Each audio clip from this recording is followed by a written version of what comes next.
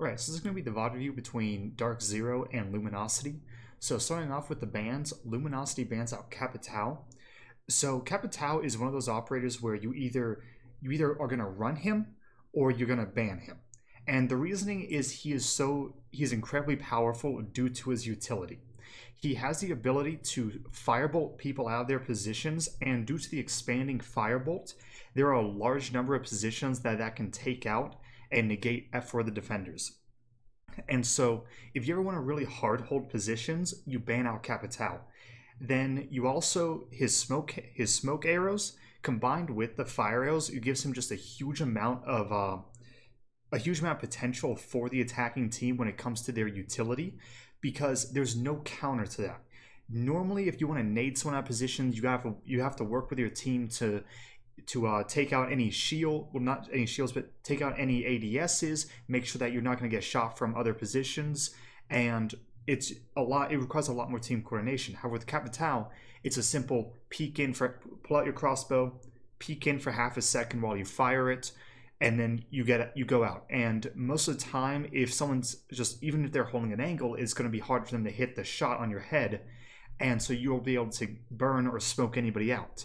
So basically, if you're not running Capitao, you ban him. Then Dark Zero comes out with the Jackal and Mira ban. So Jackal is also a strong operator. He has a lot going for him because in my opinion, he's a good entry fragger because he has a lot of utility that helps him with it. His gun he has a very good gun that has a low recoil, so it's very easy to hit your shots with it. Then he has smoke grenades, which, yes, you can use them for the plant, but also you could theoretically use them to assist you on the entry frag, where you can throw them, and those will allow you to cut off angles. So theoretically, if you're trying to go and take a one-on-one gunfight, but you're in a crossfire, you can smoke one of those angles and turn it into a one-on-one fight because the guy is blocked off with a smoke. And a lot of people don't like trying to push through smoke because they make a lot of noise when they're doing it, and they don't want to risk coming out, and now they're wondering where are you going to appear when you already know where they're going to appear. Then his gadget, I mean, you know what it's like. You get pinged by a Jackal, and for the next 30 seconds, he knows your positioning. And he may not know your exact positioning for the majority of that time, but against a high-level player, they can determine where you are just based off of game sense. Where if there are two positions you can hold in a room, well, I'd say there are two positions you can hold inside of a room, and you can be rotating in between the two. However, if he knows that you're, I apologize, I'm rambling. Basically, due to the Jackal tracks, he'll be able to figure out what room you're in. And most of the time, there are default positions you hold, default angles that you hold. And due to that, a high-level player will know that you're in this room holding this position, and it takes no droning to do. Now, yes, you can be holding random angles, you can be in the middle of a room with no cover, however, most of the time that's not going to happen. But really, Jackal just has a lot going for him. And so, a lot of teams just do not like going against that. And it may just be that Dark Zero isn't expecting to run Jackal. They have their own lineup, while they think Luminosity likes running Jackal. I'm not sure. I don't know about their team enough to say whether or not they do or don't. So Dark Zero just bans out Jackal because they don't want to deal with him. Then Dark Zero also bans out Mira. So Mira falls into the same kind of play as Capitao and Echo, where you're either going to use them or you're going to ban them. Because Mira, she completely changes the defense. Now she is a very strong operator. However, she still has enough counters that she's not necessarily overpowered, but she changes up the defense enough that if you're not used to going against her, then you're at a disadvantage because you're not practiced going against her. And so a lot of teams will just ban her out because they don't practice with her, and so they don't want to have to go against her. Because you never want to be pushing straight into a mirror window or having to change your attack up, because now there's this mirror window which is throwing you off. It's one of the reasons why Empire bans out mirror a lot of the time, because they have one attacking strategy, and on some maps, a mirror window could negate them.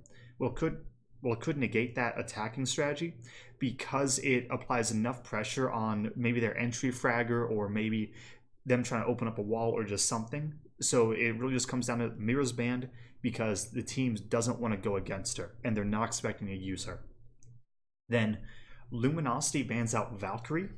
So on Consulate there is a large number of windows and trees, and the annoying thing is they're palm trees with no hitboxes for their leaves, and due to that, you can throw those Valkyrie cameras outside, and they're a pain to find and deal with if you're not running an IQ. So Luminosity might just be saying we don't want to deal with all of the cameras outside, the aggression from runouts and jump outs onto us.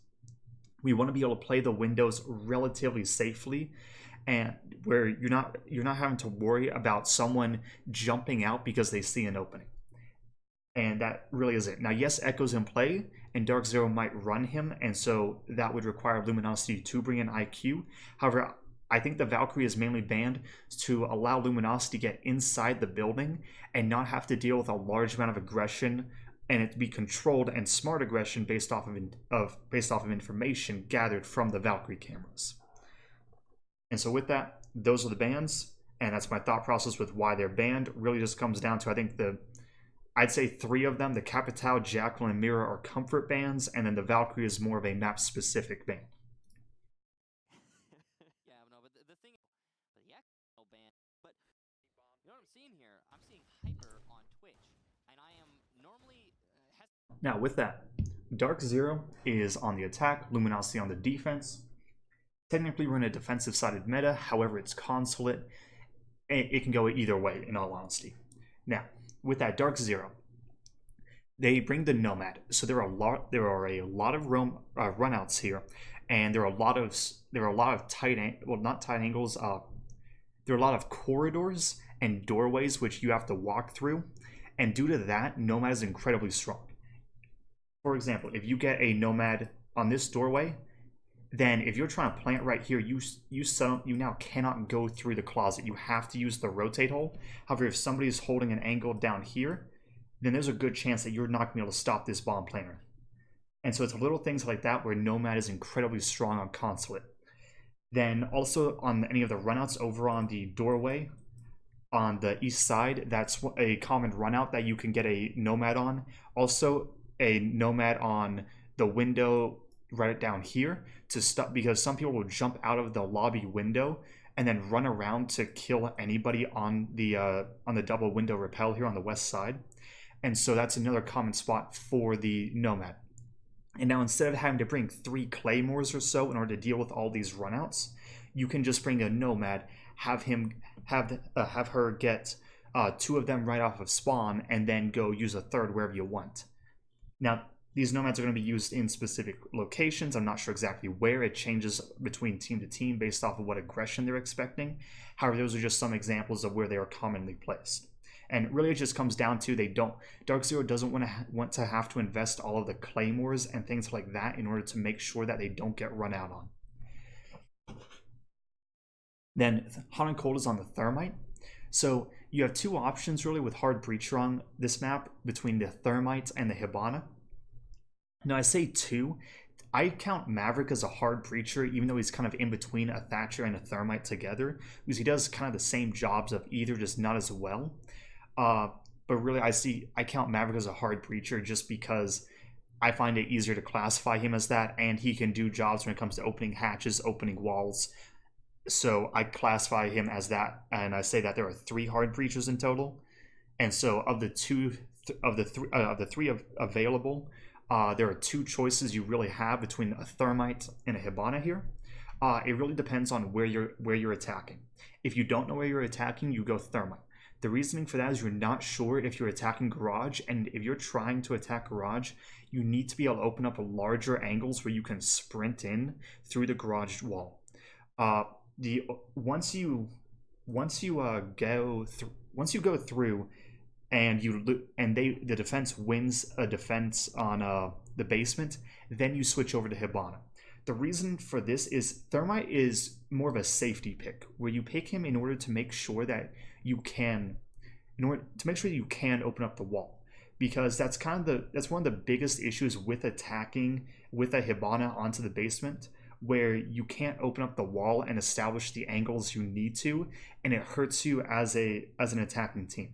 However, once you lose the attack on the basement, Then you switch to Hibana because now you want to be a little bit safer when it comes to using your utility. So you want to do it. You want to be able to use it from a distance. And so one of the examples of that is sometimes people will sit in this corner with a shield facing the window. Now the purpose of this is just to have somebody inside of the A bomb site. It's not a very common thing, I would say. Well, it's somewhat common.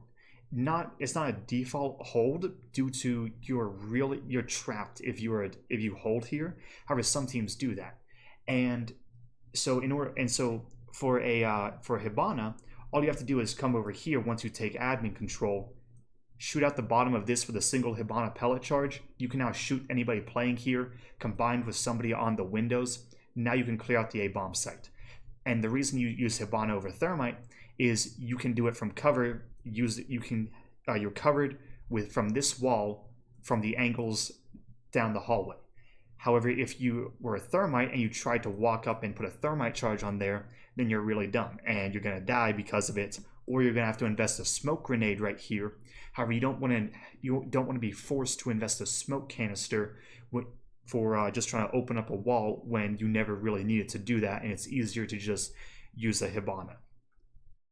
It's a lot safer to use Hibana in most of the situations except for a basement defense. Now, BC is on the buck. That is for vertical pressure and grenades. It's grenades. You can nade people out of positions. One of the most common areas that you'll nade people is on a yellow stairs hold here, or either a yellow stairs hold where somebody is going to be holding around this general area, and you need to nade them because there's no angle from the skylight here that allows you to see somebody if they're playing this angle correctly.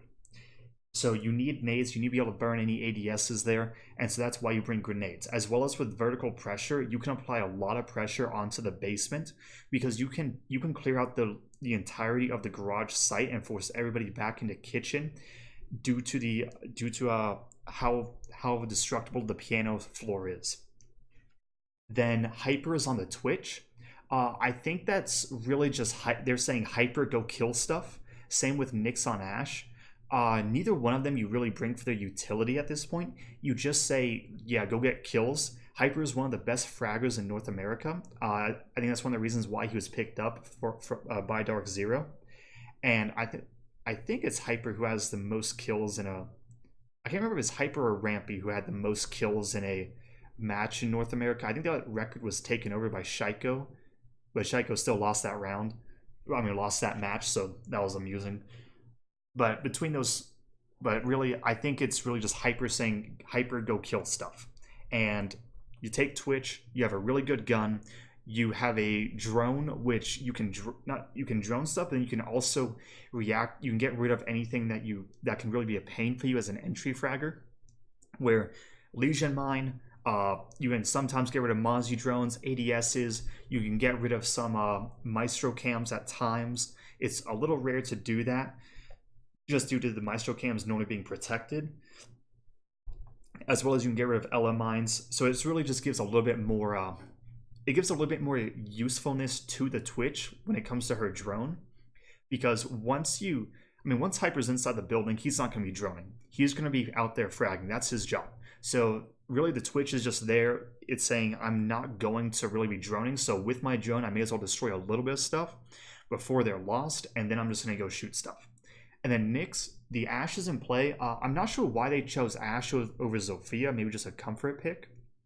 However, I would prefer Zofia over an Ashe because Zofia does bring a lot more utility for the team, as well as with Maestro in play. You really want the ability to open up. Not open up. I'm just looking at Castle. You want the ability to take out things from a range, and the problem with Ashe over Zofia is in order to burn it. The problem with an Ashe over Zofia is Ashe has flashbangs, Zofia has concussions, and so if a Maestro cam or a Castle is being protected by an ADS, a flashbang can't always reach there. And so you can't always test whether or not you can burn an ADS, and you may lose one of your explosive charges. For example, normally there's a Maestro cam on this wall. And so if there's an ADS protecting it right here, I'm not sure how often that'd even be, it's just an idea, and you're an Ashe over here, you can't throw a flashbang all the way down here to burn this ADS. However, Zofia, she could send a concussion mine to test for that ADS and get rid of it. So I would prefer a Zofia over an Ashe because they do perform the same role. However, the Zofia I think brings a bit more flexibility to the team. And now 1 second, I need to turn off my fan.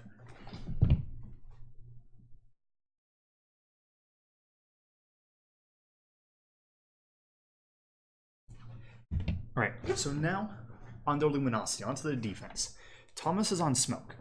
So you bring smoke in order to kill 30-40 seconds. Everyone knows what a smoke is for. It really is meant to be able to kill 30-40 seconds, but also be able to stop any pushes through chokeholds.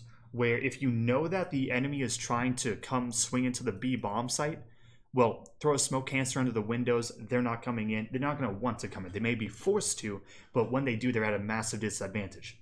If they're trying to walk through this doorway, smoke canister on the doorway. Yellow stairs, doorway, choke point. Really, there are a large number of choke points all around this map, so smoke is incredibly strong. And so it's not surprising to see him being picked. Then Doodle is on the Mozzie. So Mozzie is, in my opinion, one of the best operators on the defense right now, because not only do you have the ability to stop the information from being gathered by the attackers, but you also get the ability to take their drones and gain information as a defender. So that is incredibly strong for Siege, because Siege is an information game. If you can be going in with a lot of information while denying the information for the other team, that is incredibly useful. Where if you can be droning people, calling them out, applying vertical pressure in the correct places, then that really does hurt the other team.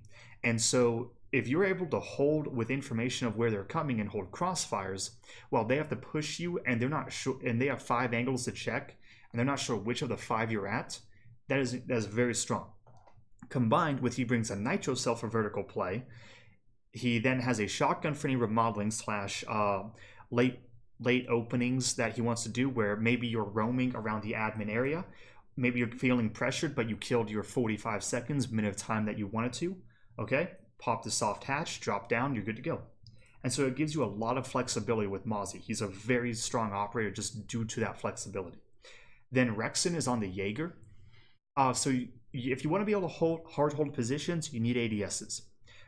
It's the way it's always been. And so you almost always need a Jaeger, as well as you want to be able to stop some utility from the attackers. You don't want them to just be able to flashbang everything, Zofia charge everything, flashbang everything, grenade everything, nomad everything. There's a lot, you want to be able to take away at least some utility. And so that's why you bring the Jaeger. Also, he has a good gun. So you say, Rexon, take Jaeger, put all your gadgets down. Now you've just become a fragger. And even if you die, doesn't matter what happens, you're still going to be useful for your team because your gadgets are down, and it doesn't require you to be alive.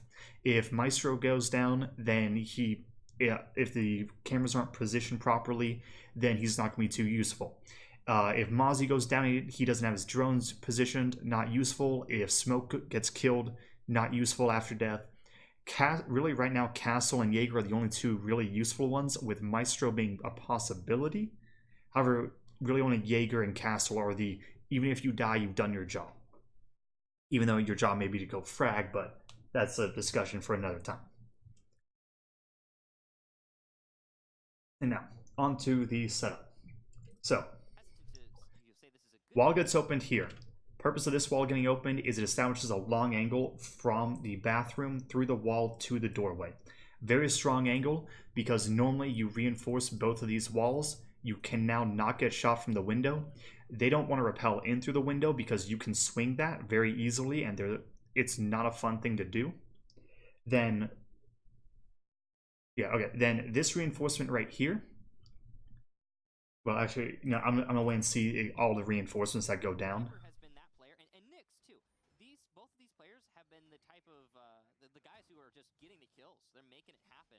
You put Nyx on an Ashe, Hyper on a Twitch, and that actually might just be able to out. Alright, so with this, 3 reinforcements on these walls, 4th one here, 5, 6, let's see. Here's where the other ones are, but I'll talk about these console ones right now. So the purpose of these three are to, well, it's really weird because this is the old year one default reinforcements. Now this one right here makes a lot of sense. This one exists so the attackers can't just walk up yellow, run on in. Well, walk up yellow, open up the wall, run on in. Now they have to risk a thermite, a hibana, or whatever. However, these two right here are weird because these were replaced with shotgunning out the bottom of the floor because normally you cannot hold inside of B. You can't.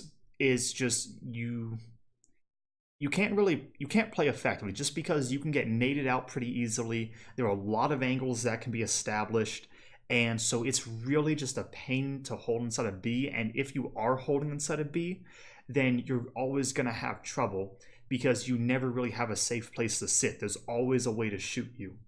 And so I'm a little curious about these two reinforcements because these box in the defenders. Now this reinforcement right here, this is to allow if you get let me just do this. If this gets opened up at the top here, then this allows you to sit safely here because you can't get shot from the skylight. As well as these windows, as far as I'm aware, cannot get an angle on you if you are holding close enough to that corner. The problem with this reinforcement, though, is that somebody can rappel up to the connector window here and then get an angle onto you. So I'm a little curious about it because there's always an angle that exists. If you try and hold here, same thing. If you try and hold here, then, I mean, really, there's just not a lot of places that you can sit. And if you don't have an ADS or two protecting you, then you can get naded out very easily. So I'm a little curious with this overall setup. And I'm just going to have to wait and see exactly how it's used. Because this is year one, and I'm not sure exactly. I want to see what Luminosity does with this. Then these two reinforcements, they're a little weird in all honesty. They don't do much. Yeah, they really don't do much. I think it's mainly just to cut off some lines of sight and to ensure they stay cut off. Because yes, it makes sense if you have a person sitting here. However, most of the time these aren't here to protect the person. And I think they're mainly to cut off long lines of sight like that. However, I'm really not 100% sure. It's just this is the default thing to do now with these two reinforced, this opened, and it works for most times, and it's shown to be a pretty strong setup.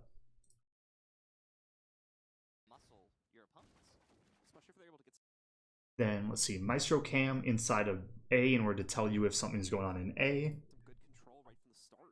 Be able to swing in right towards admin and then potentially start swinging down the halls, and especially if they're able to.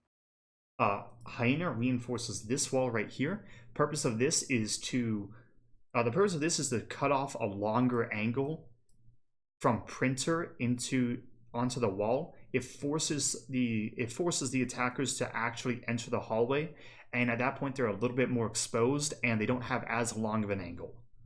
So it kind of just gives the attackers a little bit better chance of winning a gunfight.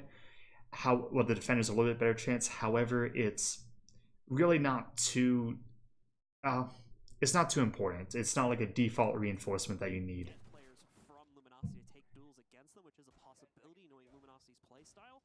So this could work out well for Dark Zero. We'll see though, as the setup is still going to be relatively straightforward for the defenders on Luminosity to start. Maestro Cam just went down here. And my best guess is that the Maestro camera here can see underneath this desk into the default plant spot of this B. However, I'm not 100% sure about that. I've never seen that Maestro Cam used before. Okay, and then there's one reinforcement on this wall, and this reinforcement here cuts off this angle. However, it's still, I'd say it's still not a very good setup, mainly because with the BC on the buck, you can buck out this entire thing. And if you know that somebody's hard holding here, you can nade them. There are angles which allow you to throw nades down like this. And so if you can burn the ADSs, then anybody hard holding there is dead. So I'm really trying to think. let's see, 1, 2, 3, 4, 5, 7, 8. So I'm wondering where 9 and 10 are. Because I expect one here. I actually expect a couple of different ones. This is a very strange setup. Because normally there is the reinforcements in the middle of this wall, which allows you to sit inside of here and be protected from the windows. Without that, you really have no way of playing inside of this connector. Now, yes, the window exists, so that's always an issue when you're playing connector. However, at least in Pro League, most teams do not apply pressure in that window. So I'm a little curious about the setup. Okay, so another reinforcement here. Yeah, I'm trying to think. I think the purpose of this reinforcement is to allow somebody playing yellow stairs to fall back and hold close to the staircase so that they can peek it without fear of getting shot through the wall from the skylight right about here. I think that's the purpose of that. However, once again, window here. Most of the time, you don't put people inside a bathroom. You put double reinforcements and you hold right outside. So we'll just have to wait and see how this is used. Actually, when nobody thought he was good, because they didn't know how to use him, Consulate top floor was where he started really making a stand as an operator that is relevant, and that can be used to your advantage. And the setup that is being brought out from the and once I'm going back, I want to see where. All right, so BC, Hyper, Hot and Cold have all spawned over on the northwest, which makes me think that this is a console take. Well, Mint and Hyper, well, actually, is that Hyper? I'm not sure who's over here in this corner right here. Doesn't really matter. Actually, I think it's Nyx. But this is a split push right now, and I want to see how it goes because this to me looks like it's going to be a console take where you take control of yellow stairs, and you try and get a plant down in the B bomb site. And I'm curious, so I'm gonna wait and see what happens. Actually, when nobody thought he was good, because they didn't know how to use him, Consulate top floor was where he started really making a stand as an operator that is relevant, and that can be used to your advantage. And the setup that is being brought out from the castle right now is one of the very first that, again, started working its way into the meta. So nothing too crazy here, just a little bit of doesn't always happen on any map for that matter. So as usual, we'll see the right. So Nyx, this is something that I like, and I kind of wish. Well, this is something that I like, where he shot out the admin windows. Now the purpose of that is to do nothing more than make noise, because when you shoot out the window, that makes the defenders think, okay, are they going to push me because these windows are out? Are they going to be doing a late push through these windows because they're just pre-opening them for that? Or are they just trying to make noise? Are they repelling right now and trying to go and actually enter admin? The uncertainty just by shooting out those windows forces the defenders to react to it, where they can't just say, okay, ignore admin, ignore the windows, because if they want to have somebody inside of admin, they now have to keep someone inside of admin to make sure that nobody just repels on in and gives it away for free. Bucket up on top of the skylight by yellow stairs and knock out that top wall leading into the site. Gives them a good little purview to the inside. But as you guys saw on the prep phase, Luminosity don't really have much set up here. Hyper, the meanwhile, is going to have to just swing away at this castle barricade. So we'll get that open in a moment. But oh no! We had a preset air jab. So this is really good from Dark Zero. I'm not sure if they were expecting any aggression like that.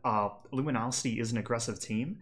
However, I think that was just a default air jab that the Nomad put down, just saying, okay, we're going to have somebody repelling on the yellow stairs window. What runouts exist that can kill him? Okay, let's get that covered with the Nomad charge. It is going to allow for Hyper to be able to take out... Now, this is one thing that I'm curious about, though. Luminosity wants to play aggressive. However, they banned out the Valkyrie, who would give information to the team, saying whether or not there's an air jab there and whether or not they could jump out. Because I think this was over-aggressiveness from Rexen, where yes, you're trying to see exactly how this is going to go. However, if you want to be playing aggressive, in my opinion, you need to be playing smart aggressive, where you're going off of information, where you're saying, okay, they don't have an air jab here. He's trying to open up a castle. If I jump out and pre-fire, I will be able to get the kill. That is what I would like to see. However, this was just Rexon saying, okay, he's hitting the window, I'm going to jump out. And, I mean, at the pro level, I'd be expecting Claymores, Nomads, something on these runouts to stop it. So, I don't like that Rexon just jumped out with no information. I think that's more of a rank style thing, and I think it's a bad habit that people get into. Drop to protect him as air jabs don't detonate midair. But it just didn't happen, so Rexon goes down for free, and Hyper eats a little bit of damage before the air jab actually detonated, but not enough to matter. Ooh, nade goes in, but the shot... Now, here's the issue with trying to hold inside of console. You can get grenaded in just about every single position. And why the smoke was the one playing here, I'm not 100% sure. Yes, theoretically it is a safe position. However, in practice, it really isn't, because console itself is not a safe position that you can hold. And so that's why most teams turn it into a kill box. Now, he does kill BC. However, the idea that you're trading out a buck for a smoke is a trait that I'll take every day. Because what are we really losing? We're losing our grenades and a little bit of soft destruction. However, that doesn't really mean much, because that's a favorable trade for the attackers, because soft destruction and grenades versus the ability to kill 30-40 seconds in a map with a huge amount of chokeholds. Well, not chokeholds, choke points. So this was not a good trade from Thomas. I think that he needs to be playing a lot more passively with the smoke, and he needs to change his position to somebody who's more, I'm trying to think of the word, more expendable. Because the idea that less than a minute and a half in, you're losing your smoke because he peeks a buck, and yes, he gets the kill. However, I don't think that's a good trade. If you want to be going for a fight, why not send Hyena with a better gun, Rexon with a better gun, Factor with not a better gun, but is significantly more expendable. Really, anybody of this defensive lineup is more expendable right now than Thomas is. Also, the fact that he has a deployable shield and hasn't put it down is a mistake. If you use your utility, if you're going to use your utility right now, Thomas has a shitty mirror window in his pocket that he can put anywhere. They chose to keep in his pocket. Enough to matter. Ooh, nade goes in, but the shot lands as well, so it's a trade. A beautiful shot there from Thomas. Now, run out from castle during this time. So the Nomad was gone. Luminosity recognizes that, and then they send a second person to jump out. The problem with this is that Dark Zero are not idiots. The team is not a bunch of just fraggers who just came from ranked and they just do whatever they want. No, they have a method to their madness. They know what they're doing. They know what they need to do. They know what angles exist and what will happen. They've been in Pro League since year one, many of them. And so the idea that you can just jump out again and go for a one-on-one trade, that's not really a good call, because you still don't have man advantage in this situation, and the fact that you think nobody's going to be watching it is a mistake. Now, I'm not sure if Nyx was supposed to be watching this, if he was maybe trying to apply pressure in the bathroom window. I can't tell you what his job was, what the comms are, so maybe Nyx messed up and should have killed Factor before Hyper went down. However, it is what it is at this point. It's a 1-for-1 trade. Dark Zero still up man count wise. So Run out there will be punished by Nyx. Factor does manage to get Hyper. So 2 trades in rapid succession. Luminosity now nobody is on still site. at a disadvantage because, well, it was a 1-for-1 in both cases. You definitely tell us it's a Luminosity game, though, from the way the first round has gone so far here, as they try to get aggressive multiple times against Dark Zero. Mixed results at the end of the day, though, so things will only start out at a 3v2. Advantage to Dark Zero. Now we're going to have to see Doodle, along with Hyena, try to hold this off, with just the two of them holding in the sights mainly. Put some reinforced doorways on the back there, some barricades set up, so they know they can just just focus on the actual take without worrying about a late flank from the attack. Mozzie, ooh, Doodle getting a lot of information there on his drone. He just determined that there were 2 people pushing up from... Right, so this is really dangerous from Doodle. However, this is a high risk, high reward event that just happened. Doodle has now determined the locations of all 3 members of Dark Zero. And this is I'm not sure if he just decided to hop on his drone. I'm not sure exactly what the thought process is here. However, he has just gained a huge amount of information for Luminosity. And due to that, he is going to be able to really... Luminosity is going to be able to react really well to this. Yellow, and he might even see the last one on Repel. He should have gotten the information from all 3 of them. So Luminosity has got the number right now from Dark Zero. They know exactly what they're going to do. Now it's just in the execution and countering it back out. They know what not to peek. They know what to get ready to counter out. You can see they're set up perfectly for this. Hot and Cold, though, is going to move around, sneak into it, and Mint seems as though was not able to catch that player from the other side of it. We are going to see the Maestro laser start shooting into Hot and Cold. It's not going to do the damage. Oh, no, it does actually take him down. And in just a second here, they might... Yeah, so this is the Maestro cam. I'm trying to think, because really just Thermite repelled in and got the plant down. That's really it. I'm not sure if there was some miscommunication going on. I'm not sure if nobody on Luminosity knew how to react to this entirely. One thing I'll say is I don't like the Maestro trying to hop on his drone. Well, hop on the Maestro cam in order to get the down on this guy.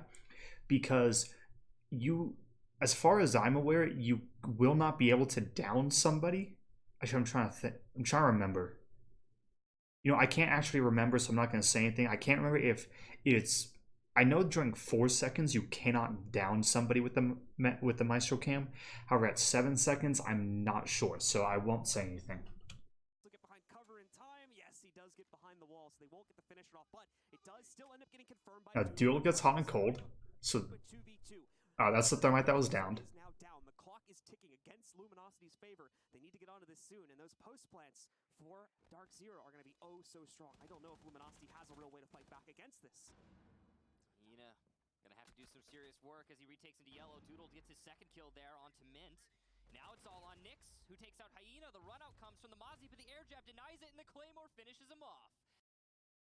So right here, Dark Zero, well, this is a very good opening round, at least for kind of play styles, I think. Because right now, I want to see how Luminosity reacts to this. Because they're showing that everything is covered run-out-wise by Dark Zero. They are ready for this aggression. This round, 3 people on Luminosity lost their lives due to run-outs. The first one being the Jaeger, who just jumps out and hits a Nomad and gets gunned down. Second is the Castle, who then jumped out again and got a kill, but then was refragged. And then the third time was Doodle running out here, hitting an air jab into a Claymore. So right now, I want to see how Luminosity reacts to this. Because I think the main issue of what happened last round just came down to the fact that they lost bodies early. And really, that was it. Where they ended up losing they ended up losing 1 body early. Well, really 2. Due to the smoke also losing his life, and I think that's what really hurt them. So I want to see how Luminosity reacts to this, because I think I'm trying to figure out exactly... I'm trying to think about like this 3v2 situation from Luminosity's perspective, as well as kind of from Dark Zero's perspective, because Thermite repels in, Hot and Cold is holding the plant, Mint holds yellow stairs. Really, it was a good hold from Dark Zero. I would say the one question would be why Mint left yellow stairs. I'm not sure. However, other than that, really no questions for Dark Zero. And then Luminosity, really I think it just came down to they did not have the kit to stop this plant. Where they really that's it. They just didn't have the kit to stop the plant from going down, because with the smoke gone, that's what really allowed Dark Zero to just repel on in. Now, on to the next round. I apologize about the end of it. I apologize about the end where I couldn't really go too much into detail. It's hard to really say what should have happened. It was kind of just a clusterfuck all around. And it's just one of those situations where you aren't sure exactly what you should or shouldn't do. And it's just hard to say, at least from my opinion. I couldn't say anything, and That's just me. And give me 1 second, I need to turn my fan on because now it's hot.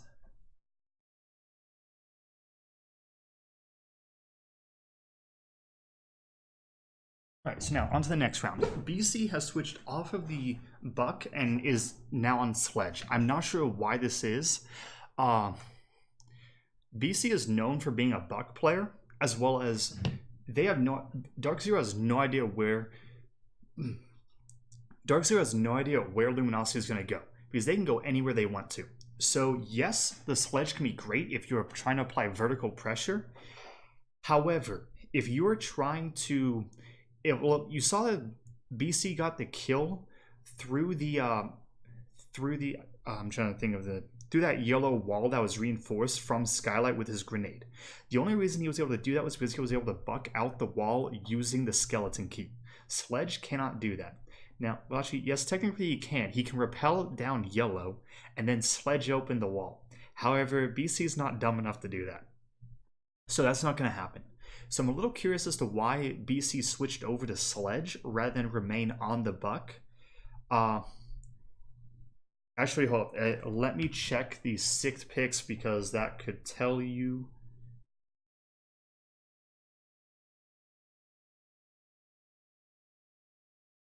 Okay, so I'm not sure exactly why BC is on Sledge and not Buck, because right here, the 6th pick, Doodle switches from Echo to Bandit. Yes, Bandit means you're going Garage. However, the pulse in play tells you nothing. So I'm not sure exactly what the thought process is with the Sledge over the Buck here.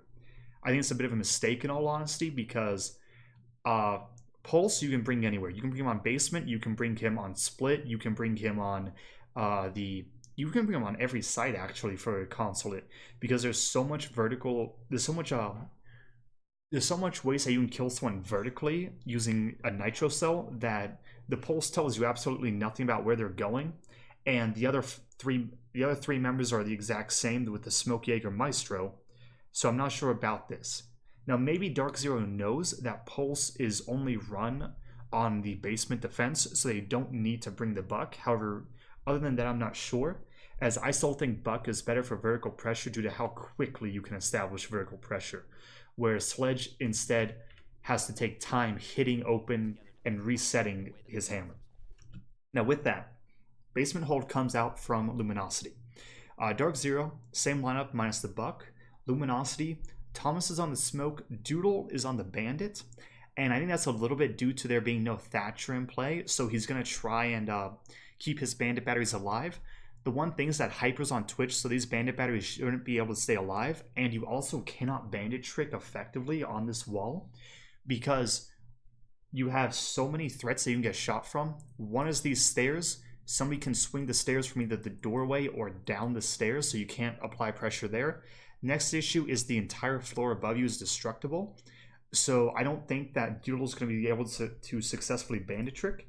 However, the possibility could be that they're bringing the Bandit to possibly stop the wall from getting opened and more just waste a little bit of time from Dark Zero, but also Bandit has a good gun, and Luminosity is a team of fraggers, really. So the idea is maybe it's just that Doodle is comfortable on Bandit, and he's saying, give me the Nitro Cell, give me the MP7, I'm going to go shoot people. And the gadget is more just an extra thing to have. Because there are some people like that. I mean, right now, Hyper, he's on Twitch. I assure you he's not bringing Twitch for the Twitch drone. But with that, roughly the same lineup from Luminosity, with Factor now being on the Pulse. He's now on the Pulse, which is just there for vertical. Is there to establish any vertical information as well as possibly get a Nitro Cell kill. However, I disagree with the Nitro Cell. I disagree with the idea that you're going to use Pulse somewhere around this area to try and Nitro Cell someone, because a lot of the time I feel it's better to try and keep as much of the floor intact as possible, because if you throw a Nitro Cell here or around this general area, now that's established angles for the attackers to use against you. and that's something that it's a risk versus reward, and the amount of times that you actively kill somebody using the amount of times that you actively kill someone in this room with a pulse scanner is lower than the amount of times that an attacker kills you using the vertical pressure from any holes in piano. So it's something that I kind of disagree with, and I just want to see how he uses it. Now, basic reinforcements. The wall's going to get reinforced. This one's in the middle. This allows you to put somebody inside of this office area, because if you do not have a reinforcement on this wall, the entire thing is soft. So from outside, you can get shot through. From yellow stairs, you can get shot through. You need a way to anchor inside this room, and this reinforcement is how you do that. Then from there, if I can actually remember all the reinforcements. 3 are going to go onto the wall there. This one is going to go onto this wall. Hatch is going to get reinforced here. Hatch is going to get reinforced here. That's 3, 4, 5, 6. 7 and 8 are going to go most likely inside of the admin over around these areas. And then 9 and 10 are going to go wherever. It's really, this is a site which you don't need many reinforcements for. Also, it could theoretically be a bathroom hold. So one thing to note is this Maestro cam right here. I disagree with it. The reasoning is the field of view for this Maestro camera will look something like this. Because you really don't give two shits about this area as an attacker. Most of the time, your goal is to get a plant down there. The problem is that with this camera is, yes, you see the default plant spot and sometimes a secondary spot.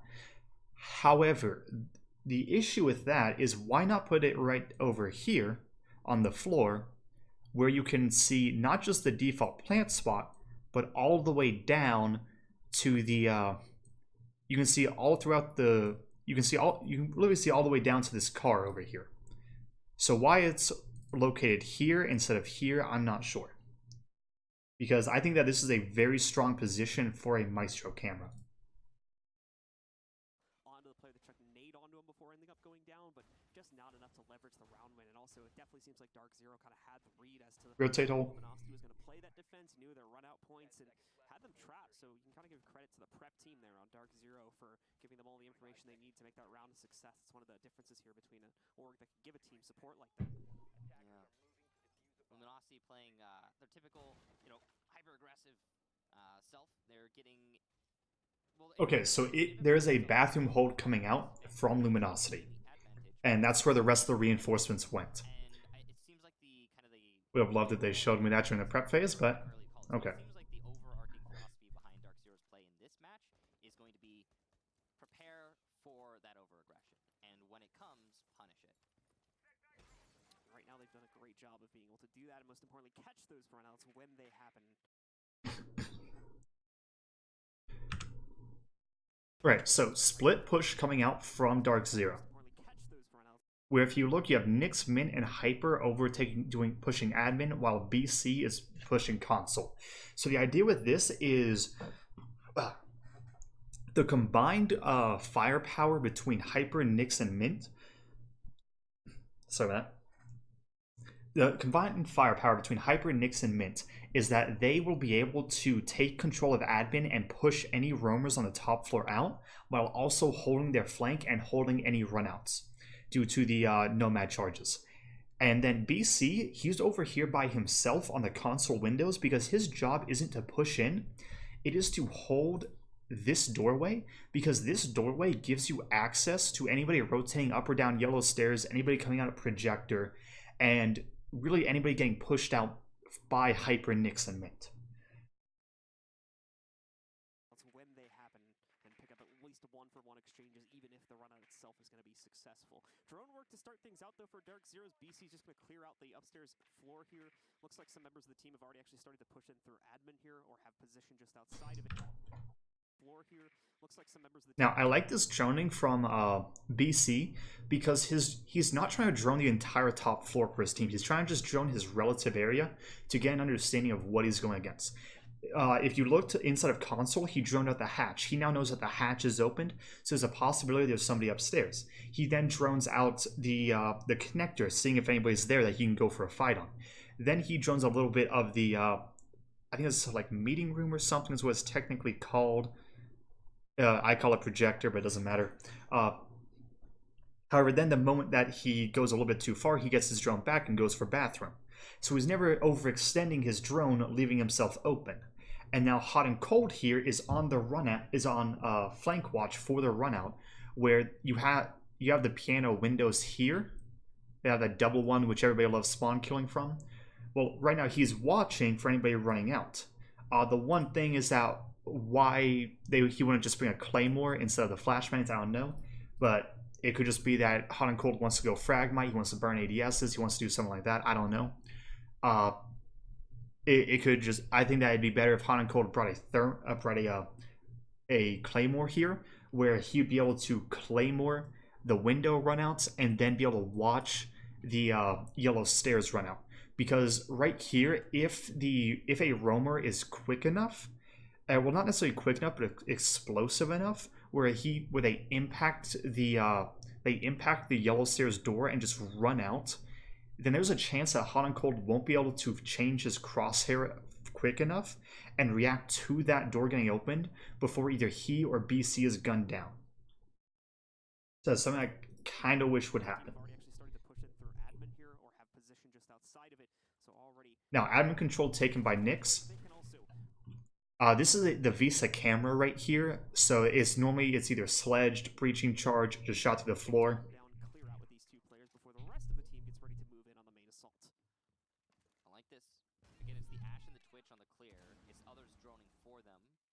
Now, Ash just opened up an angle which looks down the Visa stairs down into the just outside the kitchen doorway. So if any roamer wants to come up from the basement going up Visa stairs, they're going to get gunned down by the flank watch. It's a very strong angle.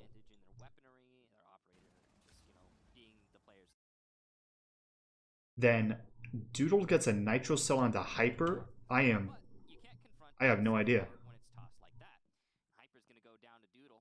Where the hell was Doodle? I think Doodle was just waiting on the spiral staircase with a nitro cell prepped or just underneath it. Just waited for the sound cue, threw it up, and he hit his nitro cell. That's not really something that you can critique, because the only way to really deal with that is to put somebody outside of the main door, open that up, and have them stare into the spiral staircase. However, that's not going to happen because you need people elsewhere.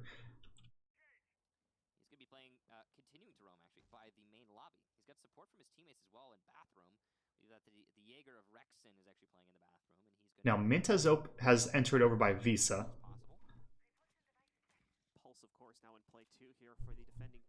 Now, I don't like this from Nyx. If you watch his crosshairs, so if we watch Nyx right here, he's constantly peeking, where this is actually how you're supposed to be clearing angles. So if you want to watch how to clear angles, it's like this, where he's clearing this angle without being exposed to anything to the right of it. Now he's clearing the piano angle right here, and so he's clearing the angle, but he also can't get shot from anything to the right of that because he's using this wall and not overexposing himself. So this is how you clear. This is how you clear angles one at a time. However, I like his mechanical skill with this. I hate, however, that there is a drone right here and he's checking the angle when you could just send in the drone and it takes 2 seconds and you'll be able to say whether or not you are actually clear.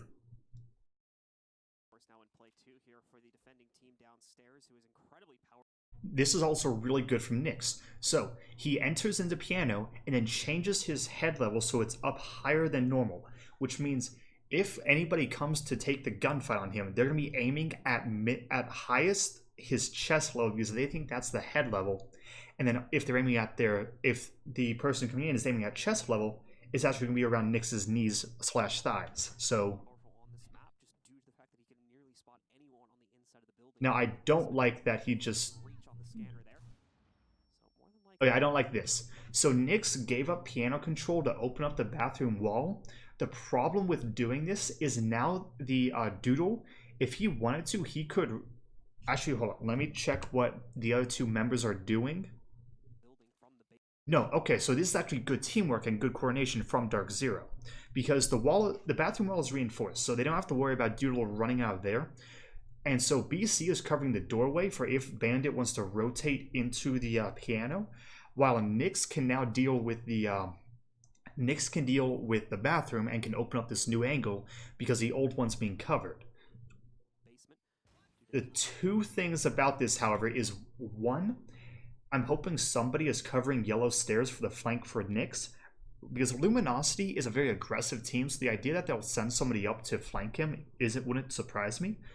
And then also, I kind of wish that somebody would be covering the banana area. And banana is the lower part of spiral stairs. The point of calling it banana over spiral staircase is it's two different callouts, so you never have to say, okay, is he on like the top or bottom floor, and then what part of the spiral staircase? Because if you say bottom of spiral, then you could be thinking that it's this area, you could be thinking that it's down here. So it's either to say something like bottom of spiral, middle of spiral, top of spiral, top of banana, middle of banana, bottom of banana. And so it's a slightly different call out, however it's more precise. So I kind of wish that Nyx right here would have somebody making sure that nobody could get aggressive here, because if Nyx tries to just run in here and somebody is holding this angle, he can get gunned down.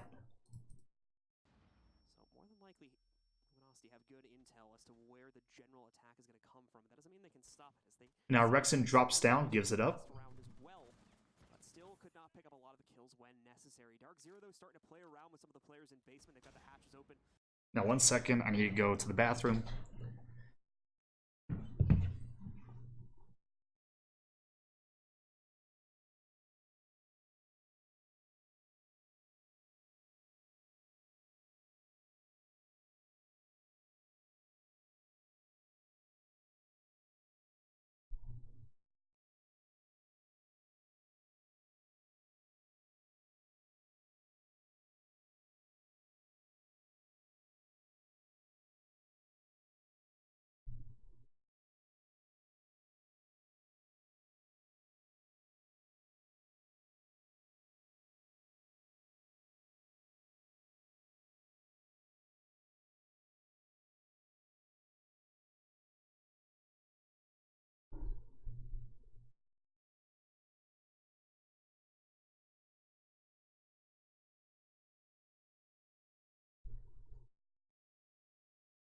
Alright, sorry about that.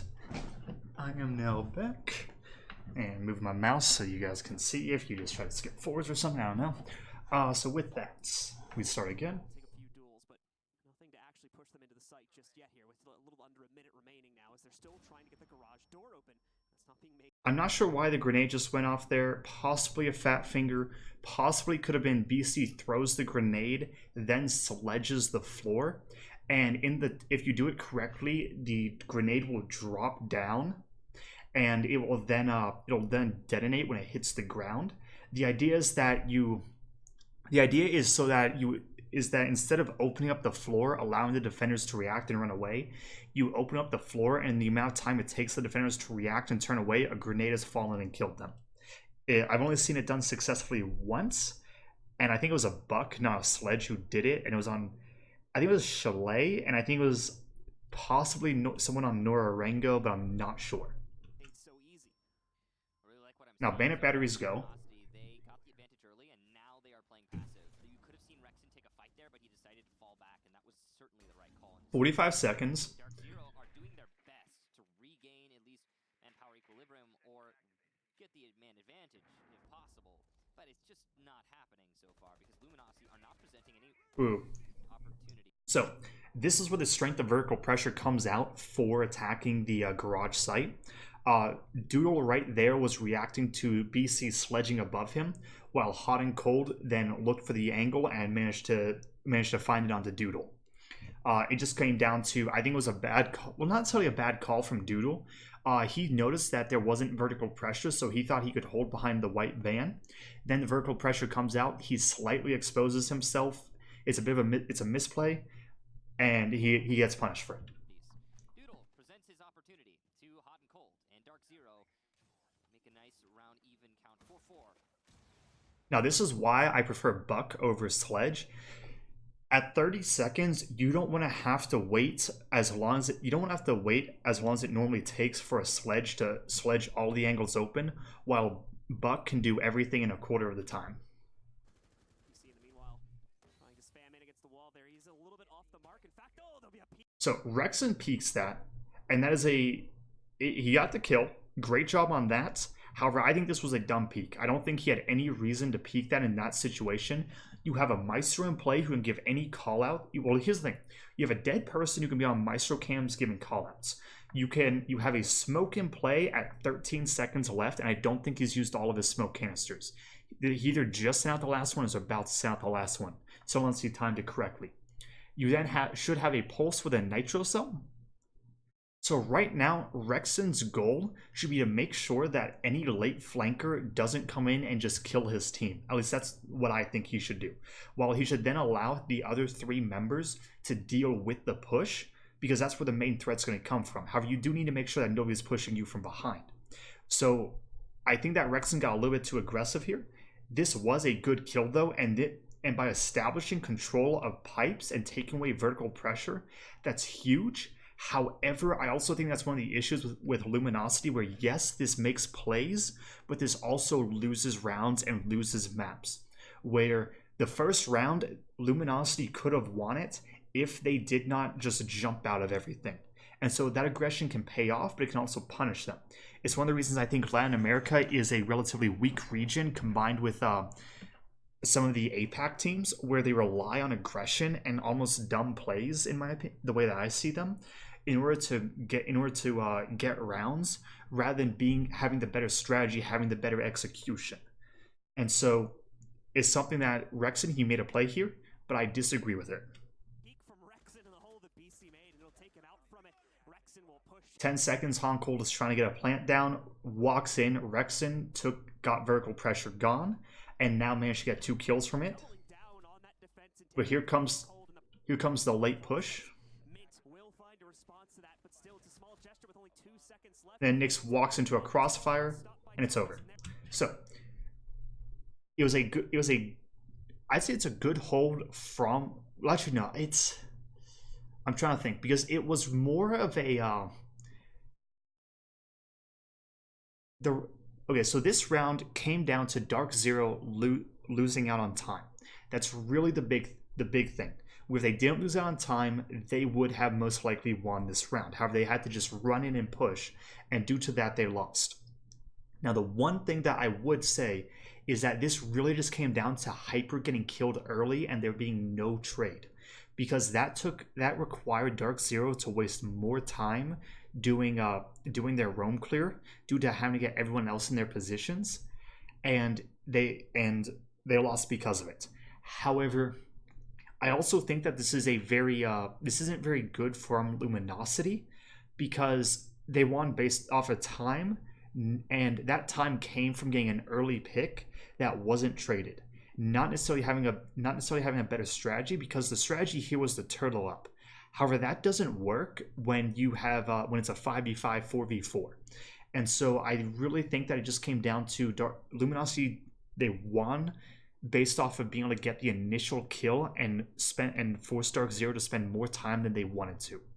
I don't think it was the best strategy from Luminosity, and I think they could have played it better. However, they did win it at the end of the day. There you go, Luminosity win it on the timer, closing out on their first round. Nice defense. However, think about it like this.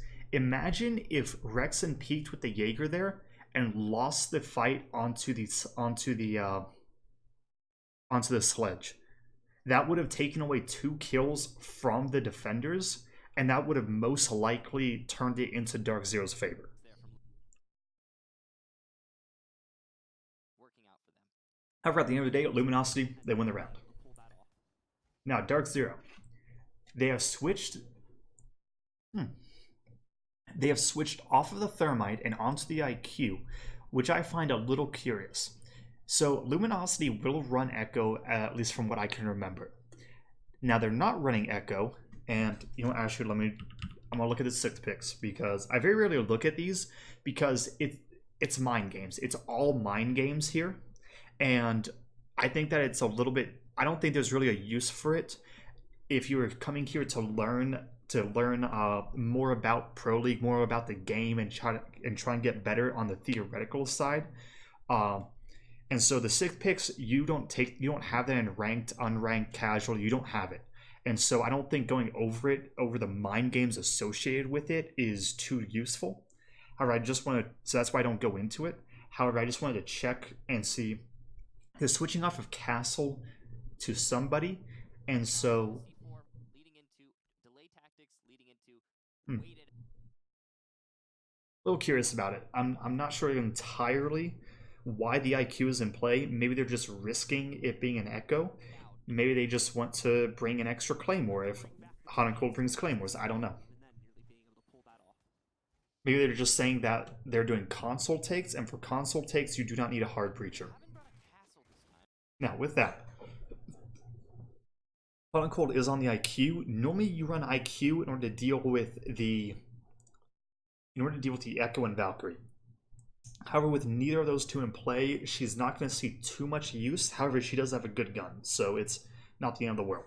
Then BC is on Sledge still. I don't understand that over Buck. I think Buck is more useful unless you are literally just hitting down onto an objective, or you don't need to take anything out from a distance, because I think Buck is just better all around, and he just has slightly harder recoil well, not slightly, he has harder recoil to control. However, you're a pro player. You get paid for this. You should know how to control the recoil of the guns. So I don't see that as a reasoning. Anyway, with that, we still have roughly the same lineup, just no hard breacher. Then Luminosity. Smoke, I've talked about all of these people except for the Legion. So the Legion, they're bringing him just for some information, where the Legion is an information operator. There's no other way for me to describe him, because let's say that you're worried about a light flank coming up Spiral Staircase. Well, you put a Legion mine down there, well, you're going to know if they come up Spiral. If you're worried about them jumping into the A window, Legion mine. You want to know when they're coming up the yellow stairs, Legion. Legion is an information operator, and it takes more skill to use him than, say, a Valkyrie, because you have to know which Legion mine went off, and you have to be more aware of it. However, at this level, you have that communication, I would assume. So, very strong operator brick. So, angles are going to be very different for Luminosity. The way that they're going to have to play because of that is also... Right, now this is more of a default setup. So, reinforcement, I think they just like it. Double reinforcement, those are default. Bathroom wall reinforced. Normally this is double reinforced because I'm trying to think because it's... Okay, so I'm a little confused about this reinforcement right here and this not having a reinforcement, because the purpose of the reinforcements on this double wall is to stop people from just shooting in like that. And then teams will even double down on that and put a reinforcement there and here, which allows you to sit safely here minus the window right here. However, most people don't go onto that window, so it's normally not an issue. So I'm a little curious about whether or not this wall is going to get reinforced. Then this wall reinforced right here. Reinforcement here. Purpose of this wall being reinforced is so the attackers can't establish a long angle like this. Normally the purpose of that is just to stop any aggression, as well really any aggression where you try and just peek this doorway like this, as well as any flank coming up the stairs or somebody swinging like this. So really it's just to establish a long angle, and then also you can destroy this, bomb goes down, you can watch it from a far distance. Actually help the defense a whole lot last time they were on this site, so I can definitely agree with their reasoning here. And here we go. Okay, so this is more default, where this is getting shot open, Okay, so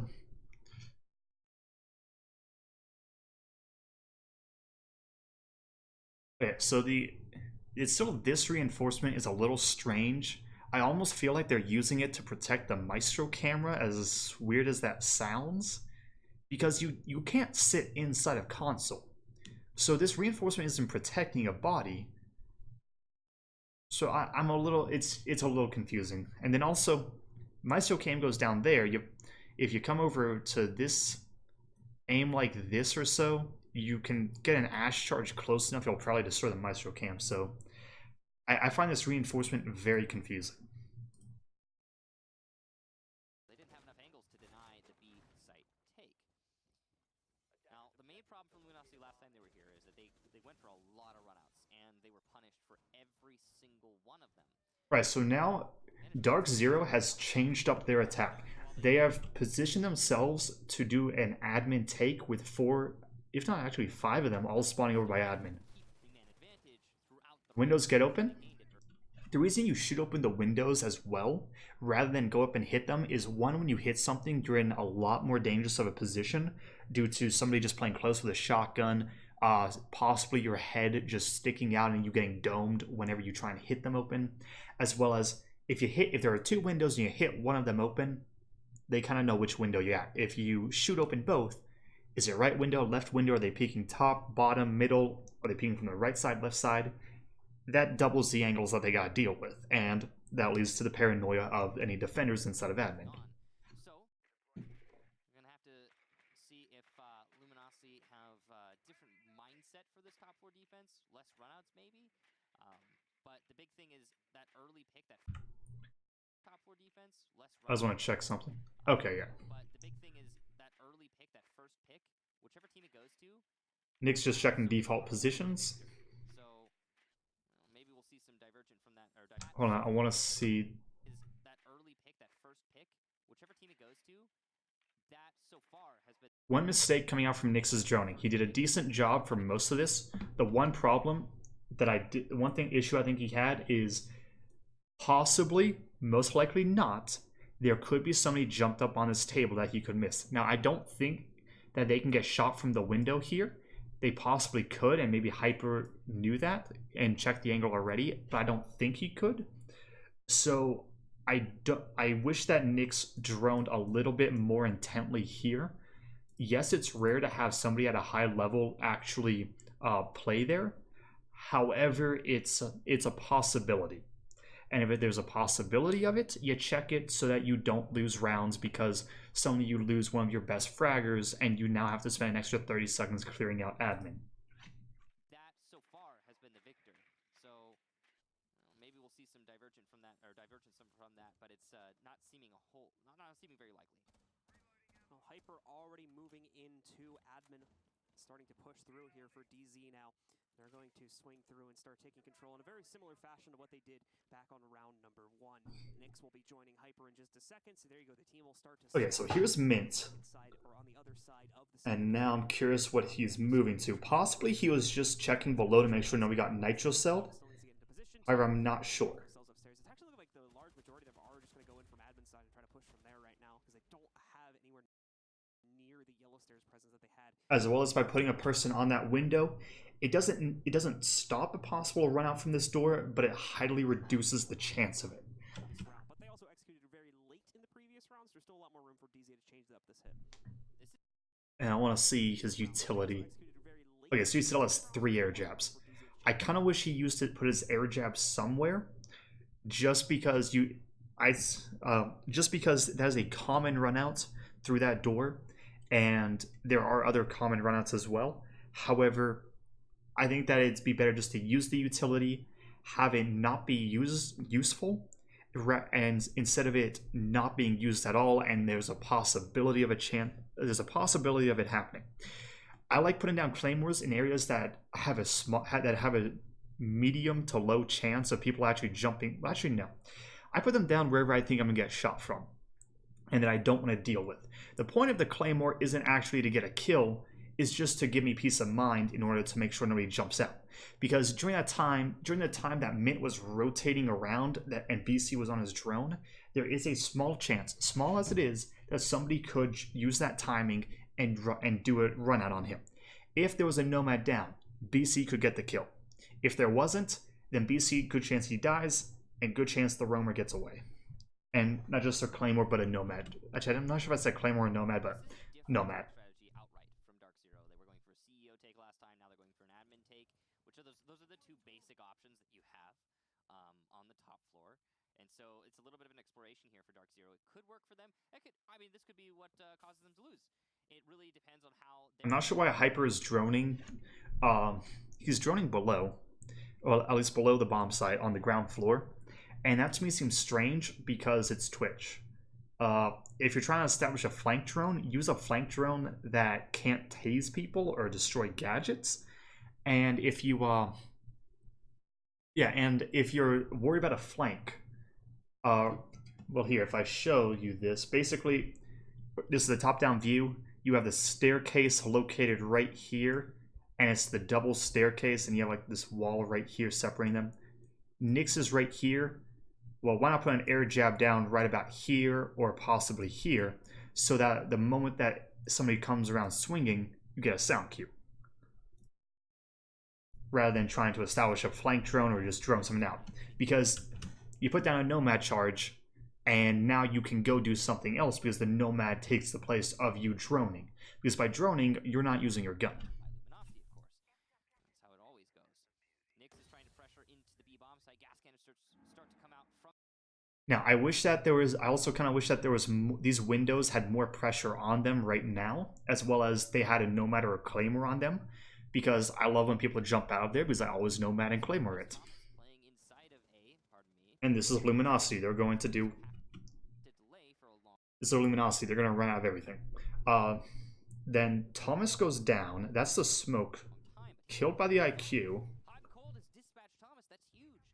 A very important pick. The smoke is gone. Oh, the Legion dies downstairs as well as Mint. Okay, so Mint's on the flank hold.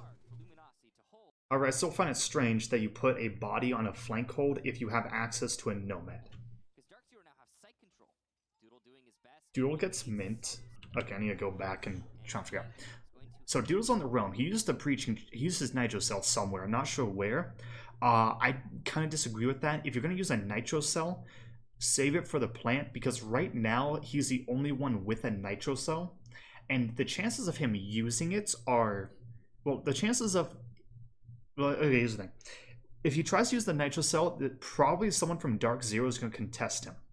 However, I think it's better to save it for that type of situation when you're the only operator that can viably play vertical with the nitro cell. Yes, Factor theoretically could using impact grenades. However, a nitro cell I think is better. Have to delay for a long time, but he's gone. Now there goes Smoke. I think he was holding inside the A bomb, and he just got killed. A very important pick. The smoke is gone. Oh, the Legion dies downstairs as well as. Factor tries to go for a flank. Yeah, Factor's trying to go for a flank. Just gets punished from the flank watch. Now have sight control.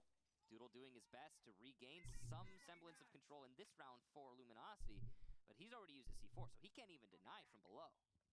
That brings us back down into a 4 versus 3 situation here. 40 seconds left, though. Pressure is on Dark Zero to move it even with the loss of Mint. So one thing I want to talk about is this Maestro's angle. He's holding inside a bathroom. Can't even deny from below. Okay, so I actually have a couple of things. One, why Smoke isn't the one holding the... Normally you don't hold inside of either bomb site here because they're to a degree, they're just kill boxes. And so I find it curious that Jaeger is holding inside connector instead of Smoke, when normally that's a position for Smoke to play because it's safe. And so I find that a little curious that you put the Jaeger inside of connector. Now, Hyena. This angle, I disagree with because, I love this angle. I just hate that he's inside the bathroom instead of outside of it. Because I think that having this wall reinforced gives you more cover as a defender and takes off a bit of pressure if anybody goes in the bathroom window. Because the moment somebody goes in the bathroom window here, Hyena has to give up one of the strongest angles on this map. And I just disagree with it. So I think it'd be better for Hyena to be on the other side of this wall here, because that also gives him the ability to swing the hallway if needed. While here, if he wants to deal with the hallway, he has to run out and then go for the peak. And yes, that's only going to take an extra second, second and a half. However, if you're sprinting as a Maestro, you make a lot of noise, and that's not something you want. You don't.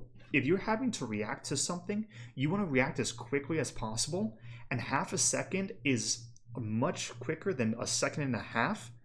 And yeah, like no shit. But the idea is that if you can react quicker to something the other team does, that gives the other team less time to set up for that reaction. And so I kind of wish that Hyena was about 2 feet further ahead of here. This is 3 situation here. 40 seconds left though. Pressure is on Dark Zero to move in even with the loss of Mint. And thankfully they do have a lot of clearance here in order to do that. Nick seems to think something is up behind him, and he's right to assume that. He's got a player, Doodle, right on the other side of this angle. Now so I hate this from the attack, because right here I think that Nyx should trust his teammate to have put down a Nomad charge that can protect his back. And so I don't like that Nyx is having to deal with this but himself, because I mean, really that's not his job. You pick Ash to go kill stuff, not to hold the flank. And so really, I'm curious where all the air jabs went down. I'm just curious about that. The thing, however, I really like from Doodle here is he's just sitting still. He's not moving. Plant's not coming down. They have information. They have a Maestro cam in sight, and he's just not moving. So he has no reason to push. He doesn't want to push. He doesn't have to push. He has no reason to. He's just waiting for the bomb to go down, because then he can go and collapse. Then the entirety of Luminosity can collapse all at once, and in that chaos, get a round out of it. Angle here. Doodle, is he actually going to push or not? That's the question. Because here's the strength of it as a defender. Right now, if Doodle just sits here for the next 2 minutes, then he can do that. And Nyx has to worry about that, and he has to give up he has to go and take the fight in order to stop wasting time here. Nyx, I think that if he's really worried about this flank, he has to go take the fight, because he does not have time to deal with this. There are times when, like, if you're at a minute and a half, then you can hold angles, yeah. However, if you're at 26 seconds, you don't have the bomb down, you need to go and try and get that bomb down. Because the thing about this is, if Nyx knows somebody's here, he can say, I have one of them below me, you guys push sight, it's a 3v2, Dark Zero still has man advantage, and Nyx is taking away one of the members of Luminosity. Nyx still has to eventually turn around and be a part. And then Rexon drops Hatch. I'm not sure why Rexon dropped Hatch. Plant goes down, information is called, Doodle decides that, well, Doodle goes for the push because flank's coming down. He didn't know his position was compromised. He gets killed by Nyx. Then I think that's kind of what I think the call where Nyx just said, "Yo, one's on me. You guys just jump in and plant." I think that they droned them out. They knew the positions of the defenders, and due to that, they were able to just jump in. The biggest now Rexon decided to drop Hatch, and I think just comes down to the biggest mistake Luminosity made, where they put the smoke inside of the site while letting Rexon play connector. Because if Smoke was the one holding inside of connector, he could have stopped this plant with his smoke canisters, and that could be huge. Because right now connector has not been pushed at all, and so I think that was just a bad call from Luminosity as a whole for having smoke hold in sight when it's impossible to hold in sight. There's a reason teams don't do it. There's a reason people haven't done it since year one. So I think it was just a bad call from Luminosity, and by throwing away the smoke's life, that's what really screwed them over here. Because the information due to the Maestro cam saying, hey, well, really, I think that the main issue is Luminosity has the utility to deal with everything, they just didn't use it correctly. Where you could argue about Doodle with the Nitro Cell, he used it early on, didn't get a kill. You could have said that for a plant. You can argue that, you can say he tried for the plant, he tried to get a kill, and it just comes down to if he gets a kill, it was a good call. If he didn't get the kill, it's a bad call. It's one of those, there's no right answer to it. And then Thomas, I think his position was just terrible. I think that you could not hold in the position he did, and that's what got him killed. And due to that, that's what allowed this plant to go down, and that's the issue with Luminosity. Successfully fends off that push, and also no one from the side of Luminosity really resists the plant here whatsoever. Rexen will fall pretty quickly. Hyper gets Rexen. Now left alone, although he did down Hyper, it's not going to matter much. And it's over. He's going down very quickly as well. And So the entirety of this round right here can be attributed to putting the smoke in a bad position. And I'm not even joking when I say that. That is what lost Luminosity this round. They had a bad position smoke, and that was what they were using to deny the plant. However, that's all they had. They didn't have vertical pressure with a pulse or nitro cells or impact grenades. They had none of that. Instead, they decided smoke has got this. If we put him in sight, there's no way he can be killed. Well, he got killed. So from the side of Luminosity, I think it was just a bad call. First half of the round, yeah, it was very early on, costing Luminosity quite a bit of that free time they could have been able to use. I don't think, actually, thinking back now, it's a whole job, is because it's actually really hard to do on that site. Now, first floor defense coming out from Luminosity. They twice have tried to go upstairs. They have not successfully held it either time. They cannot go basement, and split. Split, in my opinion, is a terrible site. I hate it. It's a gamble it is a gamble, in my opinion, as a defensive team whether or not you go there, because you either stack up to stop a garage push or an admin push. Where if you stack up for a garage push and the enemy team goes admin, then you're giving away a lot of map control and one of the bomb sites for free. Yes, you can play nitro cells. However, if the enemy team recognizes that and they just run around and they can smoke and confuse you guys, then it's not going to end well. So really, it's not surprising seeing Luminosity go here. In all honesty, all three of the sites are viable between top, middle, and bottom, with split being questionable. And in all honesty, that's just my opinion of it. I hate split. I think it's absolutely dog shit, but I mean, you see pro teams go there. Then again, you also know that Dark Zero used to be known as Flipside, and they used to be known for throwing everything. So, you know, either one. With that, Dark Zero, same lineup coming out. They don't need a hard breacher, so they're not running one. Really, you don't need a hard breacher unless you're attacking the basement. And Luminosity can't go basement because they won that 2 rounds ago. So after this round, it'll open up again. So Dark Zero knows. And Luminosity, Thomas is on smoke, and at this point, he needs to get off of smoke. So basically, he needs to either change his positioning so that he can use smoke to his fullest ability, or he needs to get off of smoke to someone he can actually use. Because smoke right now has been a null factor in just about every single round except for the garage hold. And so if you can only use smoke on garage, don't bring him to the other sites, because he just hasn't been useful. His positioning has gotten him killed, and he's been picked early. And at the end of the day, it just comes down to it really just comes down to I don't think Thomas should be on smoke right now. I don't think anyone on Luminosity should be on smoke, but Thomas being the most likely candidate. Then Jaeger's in play. You bring him for his gun and his ADSs. Rexen is on Mozzie, Hyena is on Maestro, and Factor's on Doc. So the Doc pick is a very, very complicated, and after going through thousands of hours of gameplay, it comes down to Factor saying he wants to mouse one people's heads. I critique Thomas for dying there. You have to give accolades to Tot and Cold for being able to hit the pick, because that's a difficult shot too. But right, so with that, shield goes down here, provides a small angle onto the doorway, which allows you to throw smokes, throw nitro cells, react to anything going through the door. Shields are buffed, so now they're movable mirror windows, just a lot shittier, but they still give you information. And yeah, so just good shield. How effective it's going to be, we'll just have to wait and see. One thing I would worry about for anybody playing this position, and I'm not sure about this, is whether or not somebody could theoretically rappel up here and get an angle and see the very tips of anybody's head when they play that shield. I'm not sure if that's a possibility. I could be completely wrong. I'm just curious. Now, I actually gotta go check on something, so I'll be back in a second.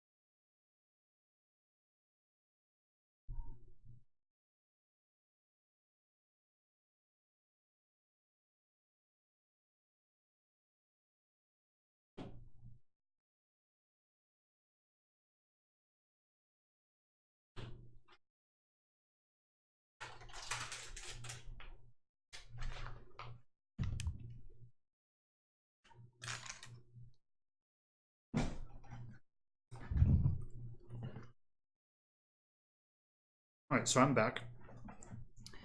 Now with that basic reinforcements on the wall here, nothing weird there. You can't blame Thomas too. Maestro camera located here. Now this Maestro camera changes positionings between here and here from what I'm aware of. I think this one's actually better than this one, due to this allows you to get an angle onto the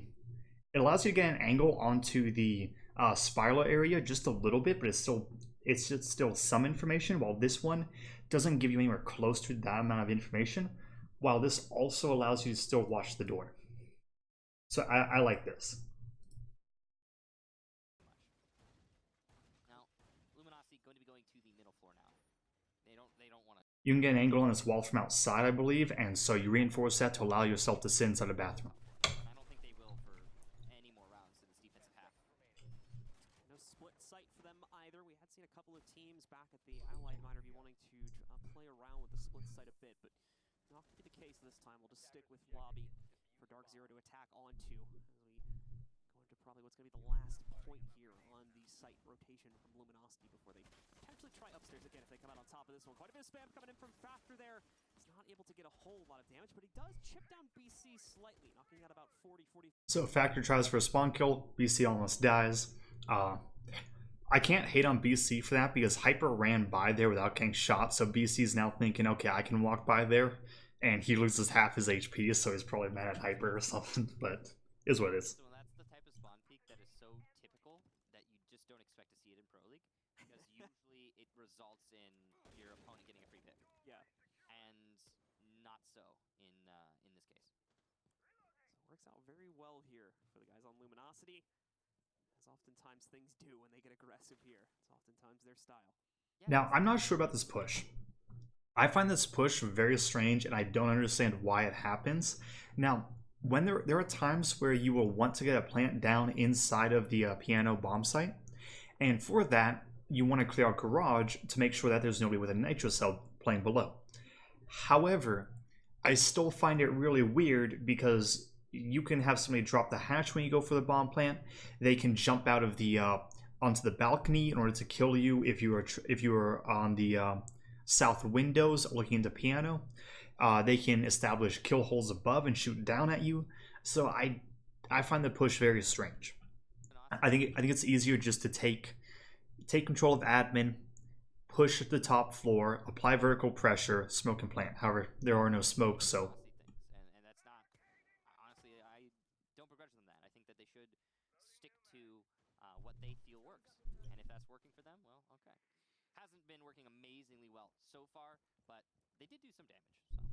Luminosity in general seems like a team that kind of thrives under chaos, as we've seen from their LAN performances and, of course, their Pro League performance. And definitely want to try to make that happen if at all possible, and try to keep their opponents guessing as to what exactly they're going to do instead of playing some very well rehearsed. Nyx is establishing flank drones, I believe. Deal with this black eye camera pretty quick, or evil eye camera, excuse me, pretty quickly.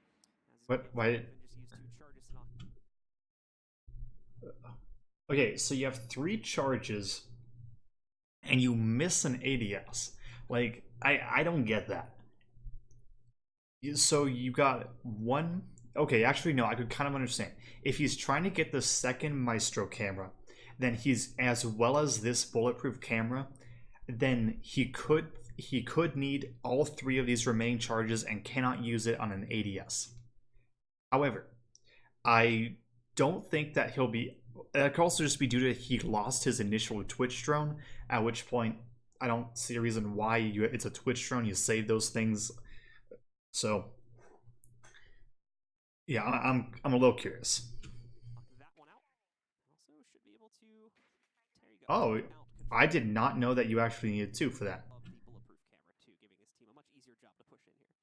The second Evil Eye has been angled upwards. Now that means the Twitch drone cannot destroy it I'm not sure. because you can't see the open little shutters there. But he's also cannot destroy it. So Evil Eye has been angled upwards. Now that means the Twitch drone cannot destroy it. okay, I think he just didn't know how many tases he had left, which I find strange. But okay, because that was a wasted Twitch. That was a wasted tase. He could have used that on the ADS, and that'd be more beneficial than shocking a little bit of Maestro cam and stopping it from looking at you for 15 seconds or however long it is. You can't see the open little shutters there. But he's also used so many of the zaps that he wouldn't have had enough anyway. So he's just going to disable it. So now I'm curious. BC is on the double windows on the balcony. He had entered below and through garage with Nyx, the Ash. I'm not sure why they didn't go straight for the top floor and instead use 2 minutes to go from garage up to the top floor. And now they really don't have much map control. I mean, 3 members are outside, Nyx is inside, and BC is up top with playing the windows. Rexen, he can actually use that to replace the Evil Eyes that were dispatched. But what is this? Unattempted plant. Please tell me that's from above. Yeah, so top floor wasn't cleared, vertical angles exist, and hot and cold just got killed. Like, that is, I don't get that. That is really, really weird. So somebody fucked up when it came to the callouts, and now the planter's dead. Curious decision making from Hot and Mint will get a refrag on Tahina, which is a really big kill considering it's the Maestro, one of the primary anchors. But the position has been Now smokes go out. and it's not all lost for Luminosity. Now, one thing is that the Maestro died, and then I think Thomas the Smoke instantly took his position over. I like that they're playing close enough to each other that they can react to one of them dying and instantly fill in the spot. I like redundant defenses and attacks where if somebody goes down, another person can step up and take their place. That's a very good thing. Luminosity, considering they now have the diffuser down. Oh, so no, Doodle killed... Actually, I think Doodle killed Hot and Cold. Well, actually, I want to see where Hot and Cold died from. I want to see where the traces were. That were dispatched, but what is this? No, that'd be from above. Okay. Okay, I have... So Doodle killed someone above and then rotated to Spiral Staircase. Still in position against a good amount of intel and minimum, so even with him going down, should be able to help them out a bit here, but they no longer have anyone to hold that bathroom angle unless they're going to... And now Hyper's above. A lineup here from BC. Okay, so Smokes is above. I'm not sure who's holding down below. Possibly the dock. Okay. I find that a little strange just because there's a lot more long angles above, so I'd expect Doc to go there for gunfights while keeping Smoke on site to play safe. However, it is what it is. But it's just weird from both teams. Because this attack doesn't make sense to me. And now BC gave... Okay, no, BC gave up control of the top floor because Hyper was there. Try and do some damage from the top of the spiral stairs, but Doodle is ready to stop this. However, he's not ready for Hyper to run in from the very, very top of this. Right, so with that, so Doodle fought Ash, and did he actually win the fight? No, he died to that, but Okay, so here I want to go back and show you guys. Okay, so right here, Doodle figures out where Ash is. He then rotates over to the right more and more. Now he dies because of Hyper coming up and taking and killing him. However, the point of this is it forces the Ash to peek more and more out of the doorway to take the fight onto the Jaeger, which then allowed the Rexen on the Mozzie to come around and get an angle on the Ash when Nyx peeks, which then got him the kill. For Hyper to run in from the very, very top of the spiral, taking him out. But Rexen will get into position, finds Nyx for a trade, and keeps us even at a 3v3. And then Hyper gives up the top floor control and to get the kill onto the Jaeger, and then Thomas comes around and kills him. But then again, why is smoke on the top floor? I don't know, but is what it is. Top of spiral, finds Hyper, brings us into a 3v2 where Dark Zero trying to force the issue here, but this is just not going to work, unfortunately, at the end of the day. Trying his best to clutch out, but it won't happen. Luminosity. Alright, so this is the round of Dark Zero wanted to try something weird, and then said, "Screw it, we're gonna go take the top floor." Well, what here? Actually, it's not weird. So the beginning of the round, they tried to get the Ash into the spiral staircase for flank watch. Now, I disagree with that. I don't think that it was needed to put her there. I think they could have put her over in Visa, holding a long angle down the hallway, and that would have been just as effective. However, I think it just came down to they took way too long. And during the plant, the first initial plant, they had no idea about they didn't know about the established angles. And if they didn't know about the established angles, then somebody wasn't droning correctly. They didn't take control of the top floor, and due to that, they lost the man advantage. And in the end, it just became a lot of refragging. And at the end of the day, Dark Zero just ran out of time, and due to that, they lost the round. So I think that Dark Zero just stalled out, and I think the attack itself was questionable.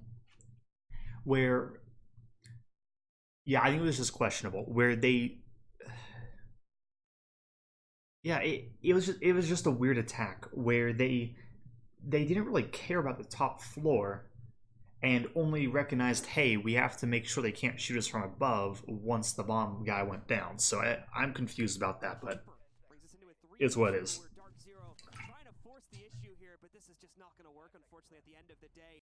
Anyway, with that, it's over. I think this just came down to it was a bad call from whoever's the IGL. I'm actually not sure who the IGL is of Dark Zero, because BC was the IGL for a time, I think, for EG. But I don't think he'd be it for Dark Zero. I don't know. I'm just curious. Now with that, basement defense coming out again, and it's so basement defense coming out again from Luminosity, and this is the site that they won on, and they got an initial early pick on the Hyper. So with that, Thermite comes back into play. I'm trying to think. So Thermite comes back into play. Sledge is also in play from BC. I kind of wish they had a buck. I just think it's a lot easier to establish vertical pressure with a buck versus a sledge when there's multiple angles. When you only have to deal with one or two angles, then yeah, the sledge is fine. However, if you have to open up a lot of different stuff, then I think that buck is better. And then Hyper and Nyx are still on the fragging rules. I wish that Dark Zero brought smokes. I really did. I think that would have helped them a lot in this situation. And then Luminosity, I think this is the same lineup they had the first time they went down here. Ended up going the wrong way in just enough for Luminosity to... He didn't need to be, but he was. And that's the thing that really irks me for that round, for Dark Zero. Hot and Cold Strone gets away to live another day. Yep. And as a result of him going down, Diffuser goes into the corner. Luminosity then knows how to pretty much isolate out from that point forward, and a crazy spree of trades upstairs ends up going into their favor too. Dark Zero tried to kind of throw a fast one at them with the push upstairs, but same thing happened there when I believe it was... Same setup with the bathroom hold. Run out there and finds the trade as well later on in the round here. So here we go though. Dark Zero out once again, attempting another basement attacks. Last one was a success for them. We'll get to see, or excuse me, the last one was a success for Luminosity. And we'll get to see if Dark All right, the attacking strategy has changed because so the attacking strategy has changed for Dark Zero. And I kind of like this, where they're not showing the exact same attacking strategy every time. First time they attacked top floor, they did a console push. Second time they did an admin push. And so now they're not going for a roam clear as quickly, and they're instead going to they're trying to push site. Because the last time they pushed site at about 30 seconds, I think the second thermite charge went off. And now 30 seconds in, they're trying to open up the wall.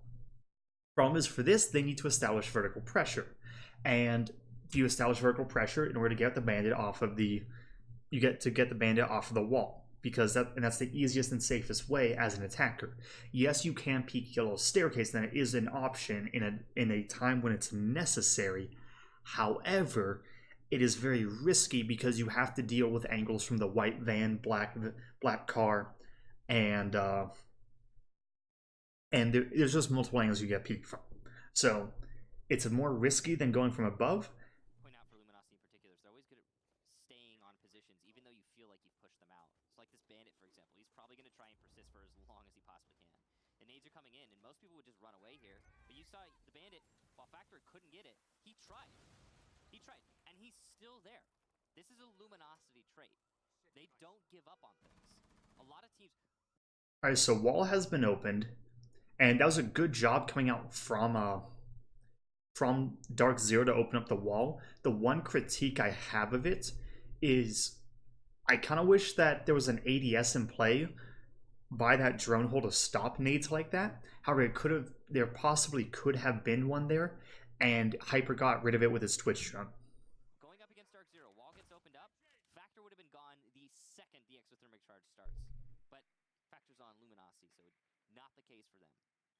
Not the case, and now it allows for a little bit further control here and a little bit more of a dangerous push potential. Both Twitch drones are gone. They'll start moving in to try and maintain control themselves. Now, Factor has given up a slight amount of positioning. And now Ash, for some reason, is droning instead of just rushing in. Meaning Dark Zero need to be ready for a fight the second they move in to that angle in order to challenge it. Nyx will also move in through the visa. Alright, so Ash is on flank watch, and the purpose of this position here is, one, you watch the flank, but also once the push comes out, you can go for a late flank, and either the enemy has to deal with you and invest 1 or 2 bodies for that, or they don't deal with you and you shoot 1 or 2 of them from behind. Flank here, Stairs trying to push down and take control of this himself, but as you can see that by the silhouette there at the bottom left corner of his reticle, there is someone right around the corner from those stairs watching for that. Yeah, it's going to be a really difficult push for Nyx if he doesn't have information, and, well, nobody's droning for him, and he's not droning for himself, at least not right now. So, yeah, information not in his favor. I'm not sure how much droning is going on for BC right now, Off rotations. because he's unsure about what he's walking into. Setting up for retakes right now. That's the way it seems like they're playing, but a C4 is actually going to be the Ooh, one to good Nitro Cell. That just came down to Factor knows the positions where the Nitro Cells go down and goes for a kill. And he gets the kill onto Hyper. That's what ended up, in my opinion, that's what stopped Dark Zero's push the last round. Not the last round, the last time they attacked here, and that's what caused them to lose. Factor from below eliminates Hyper. So let's see what Dark Zero does. So sends him flying, knocks Hyper out of the play for right now. BC still doing a little bit of reconstruction upstairs here, though, with the hammer in check. There's also one reason I like to run Buck whenever I'm applying vertical pressure, because I can constantly be moving and not have to deal with the possibility of getting Nitro Cell. Well, I still have to deal with it, but I'm at much less risk. Trying to isolate out any of the defenders, but just not finding anyone. Luminosity still with 5, still standing strong and really in position as well. Not a whole lot has been pushed out by Dark Zero yet. It seems with the utility, though, that may be changing.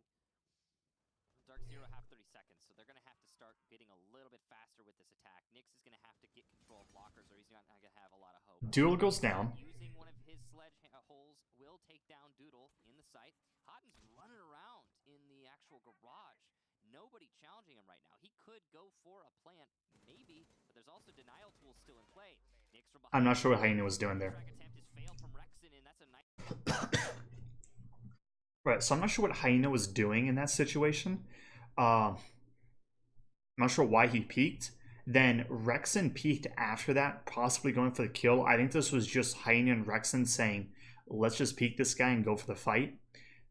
However, I disagree with it because Rexon, all he needed to do was stop the Ashe from flanking. So he didn't need to push that. Hyena then could know that and then just say, okay, I'll hop on my Maestro cams or I'll go take a gunfight and try and help my team. Because they still, Luminosity has had man advantage during this time. Because right now it's a 4-on-4 between Dark Zero and Luminosity. However, the moment the bomb goes down, Dark Zero loses the body because you can't use your gun when you're planting. And due to that, it would effectively be a 2-on-3 for Dark Zero because they would have one person on the flank who can't push. Rexon would have to watch that flank. Then one person would be planting, then they'd be hot and cold. So it'd be between Mint and BC versus Thomas, Hyena, and Factor. So I'm a little curious as to why they took that fight onto the Ashe.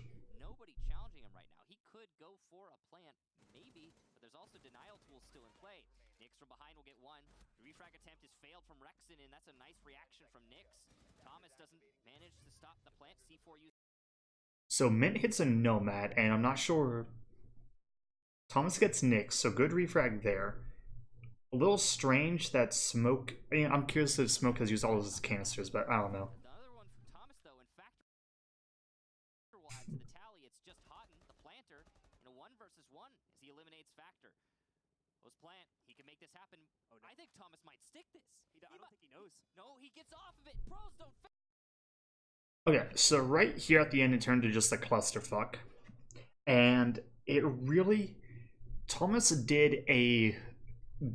I'm trying to think, because it was a good rally from Luminosity after they lost the 2 bodies to Nyx. One thing I'll note is that Luminosity invested 3 bodies to kill Nyx. In a 4v4, they invested 75% of their team to stop the Ashe coming from behind. And I find that very strange, just because I don't think you need to be taking a 3-on-1 gunfight. And I think that I think it was just a bad call, where they said, let's just go for fights, and they went for the fight on the Ashe when the bomb was going down, and it just confused me, but it is what it is at this point. Then, right here, 1v1.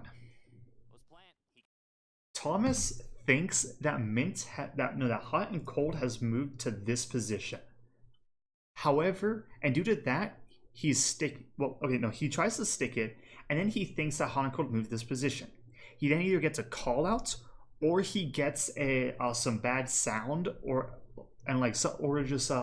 he psychs himself out and comes off of the plant, and off the defuse. I think Thomas might stick this.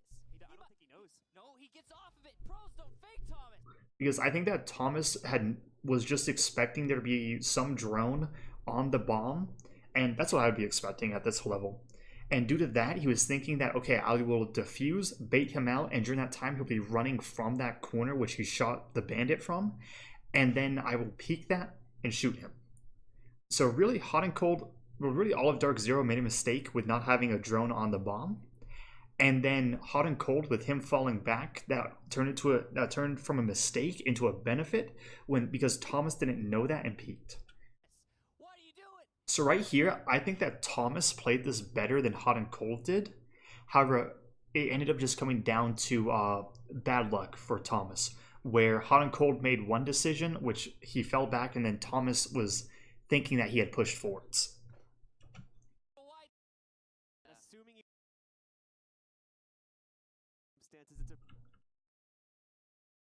But that's not around that Dark Zero should have won.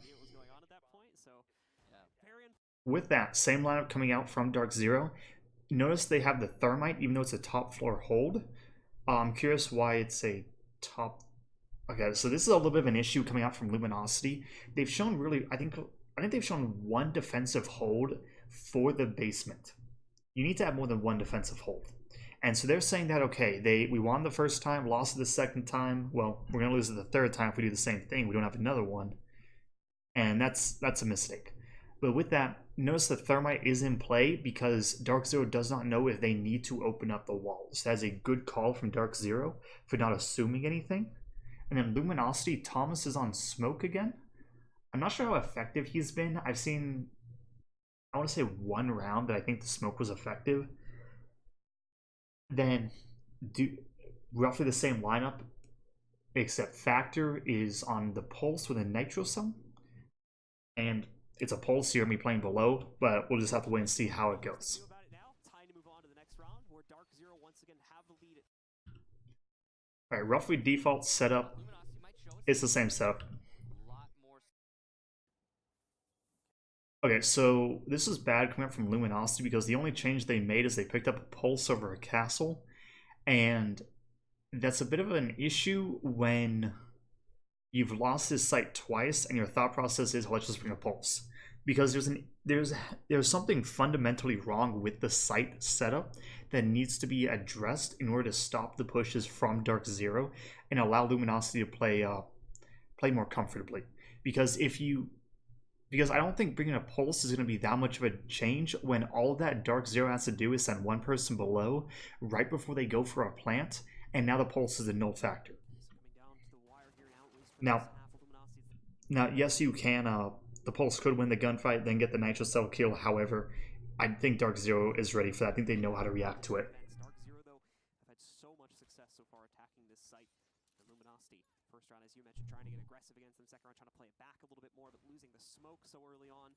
A lot of factors playing against Luminosity when trying to go into this site now, so we'll see how they take a different note this time on the third attempt for this half. BC looking for some free picks maybe on the skylight. He's gonna put up a drone so he can react immediately when he needs to gather information. That's smart. He knows he's gonna be playing on this, looking to nade somebody in the closet. DZ has just put him here so that they can deal with anyone aggressive in B. Now it's not a position that's always played, but it's better to be ready, and that's what BC is there to be, ready. Now he's gonna continue to open up those angles. You don't need a buck, as BC is proving, in order to play this position. Most people will play the buck here, though. There is one player on yellow stairs. I believe that is Rexon on the Jaeger, which means he can juggle his ADSs if he has some in his pocket, but he's got to be wary of all these angles that DZ keeps setting up on him. Meantime, Nyx and BC now both up on the roof here. Nyx still trying to, it seems they're aware of the player in the corner of the stairs here, so going to try to burn the ADS down, get an actual nade into the corner, but as I'm sure you guys caught from the silhouette, our player from Luminosity, Rexon, quickly falls back so as not to get tripped up by that. Now he's playing safe by the base desk, or the big desk as well. And, well, it's been droned out. He could retake this, though. Again, a thing that Luminosity tends to do is when they leave a position like yellow stairs, they'll only kind of leave it. And then at some point, they might retake it pretty quickly. The Jaeger's attempting to do that now as he rotates into bathroom. There is one player on bathroom repel, and that's Nyx, who will... Alright, so 2 minutes have passed, and Dark Zero now has control of the yellow stairs because Rexon gave it up. Now, he needed to give it up because he was going to get naded. Yeah, there are two angles that you can get naded from. Well, there are two positions you can hold on yellow stairs. Both can get grenaded, and it comes down to it being a 50-50 chance of whoever the guy with the grenades chooses. Rexon gave up the position, and then he tried to go back to it when Ash was on the bathroom window, and the doorway to yellow stairs was being covered from the skylight. So I think Rexon made a bad call of trying to retake it once he gave it up, even though 2 minutes had passed and he didn't really need to.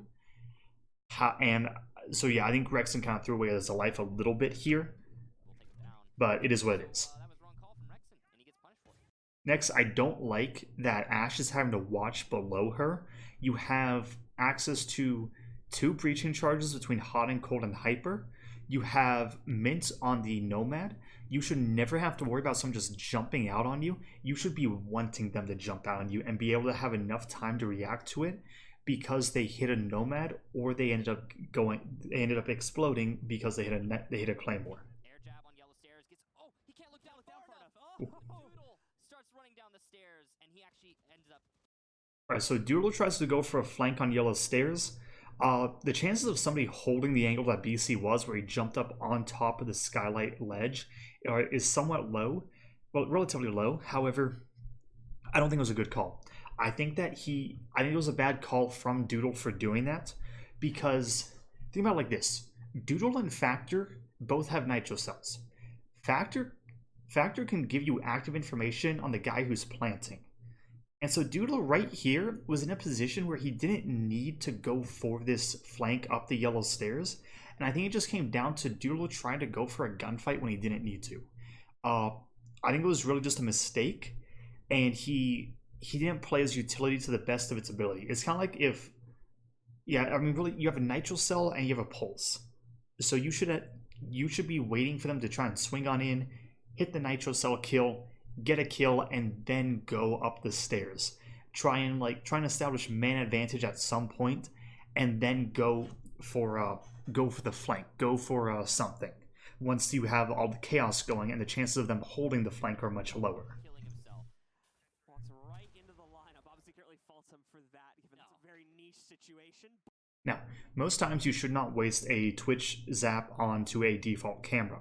However, this is a default camera which you should get. It is in the bomb site. It provides a lot of information to the defenders, and so getting rid of that is the same as getting rid of a Valkyrie camera. But either way, nearly is able to escape just out of the game mechanics.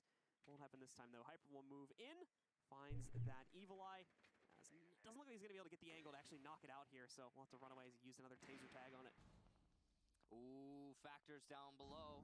While there is a strong man advantage for DZ, and it's the likelihood of them winning is pretty high right now. Factor downstairs could deny at least the first plant with his C4. In fact, it seems likely. There's a lot of rotation cut off here from the attackers. 17 seconds left. And this is why you reinforce the bathroom wall. Right now, Nyx has near complete control of the connector. Unless somebody was playing inside there, they are not getting back into connector. And that is really, really dangerous for Luminosity, because a smoke could deny the B-bomb plant if he could play connector. However, right now, I don't think he can play connector with Nyx's positioning here. Pulse is actually maneuver. He's no longer underneath the site. He's looking to do something else as the pressure is coming on to the meeting hall site. Factor gets mint now. There goes the Nomad. And I am curious as to why Dark Zero has not done anything to deal with this pulse. They should know that a pulse is in play. Gets mid downstairs, so the roam hunt not working out for DZ. There's only 6 seconds left, so if the C4 comes at this point, Thomas goes down again. But he's dead. So Factor Bomb goes down. downstairs not gonna be able to make it happen. Plant happening on 0-0, and it'll be successful. DZ now in a post. Alright, so to me this just seemed like Luminosity once again did not play their utility to what they needed to. Thomas, the smoke, couldn't. Well, let's look at it like this: the smoke, he could not deny the plant. The Mozzie did not use his nitro cell or even his gun effectively, and I don't think he denied it a lot of information for his team. Then Rex and Dadden, I can't remember how. I probably missed it. I'm not sure. Hyena's alive, and then Factor, the pulse. I think he had to go to deal with the roamer. Well, not the roamer, but the guy coming to kill him, Mint. And in that time, he had to get off of his scanner and wasn't sure when to detonate the nitro cell. However, think about what would have happened if Doodle didn't get aggressive on the yellow stairs. So Doodle doesn't get aggressive on the yellow stairs. Due to that, he now can protect the pulse, allowing the pulse to play his game, and that gets a kill onto Hot and Cold the planter when he repels on in. Then so the pulse can do that. Doodle can take the gunfight, and then if Thomas could play connector instead of inside of the meeting room, that could have changed the outcome of this entire round. And I'm not sure why they're not doing that, because it seems very strange. It seems to me like Luminosity is not comfortable on Consulate on the defense. Post plant with 3 still up. Hyena's position known, and it's going to be even more so as he starts to break these barricades.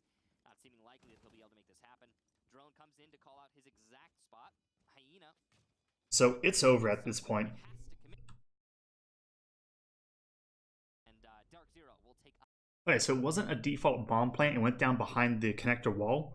However, put a smoke inside of connector, you're not pushing the connector wall, because he can just swing around with the shotgun. He can smoke it. He can do whatever he wants. So I think this just came down to it was a bad. I don't think Luminosity is comfortable on Consulate, but with what I'm seeing. Their favor.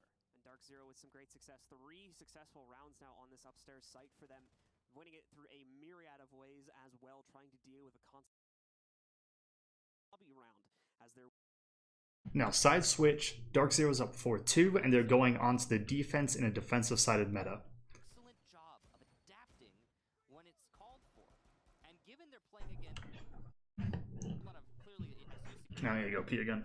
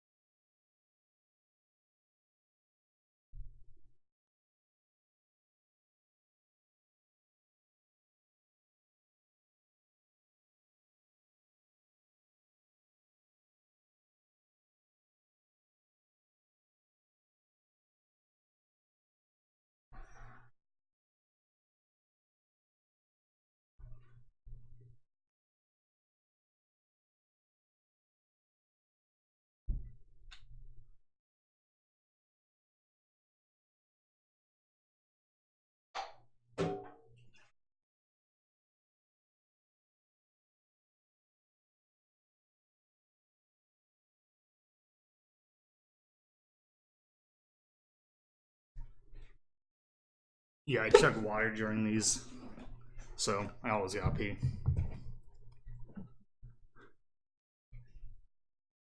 Right, so with that, sides have switched. Dark Zero, roughly the same lineup coming out from them as Luminosity had with the Smoke, Mozzie, Maestro, and Jaeger.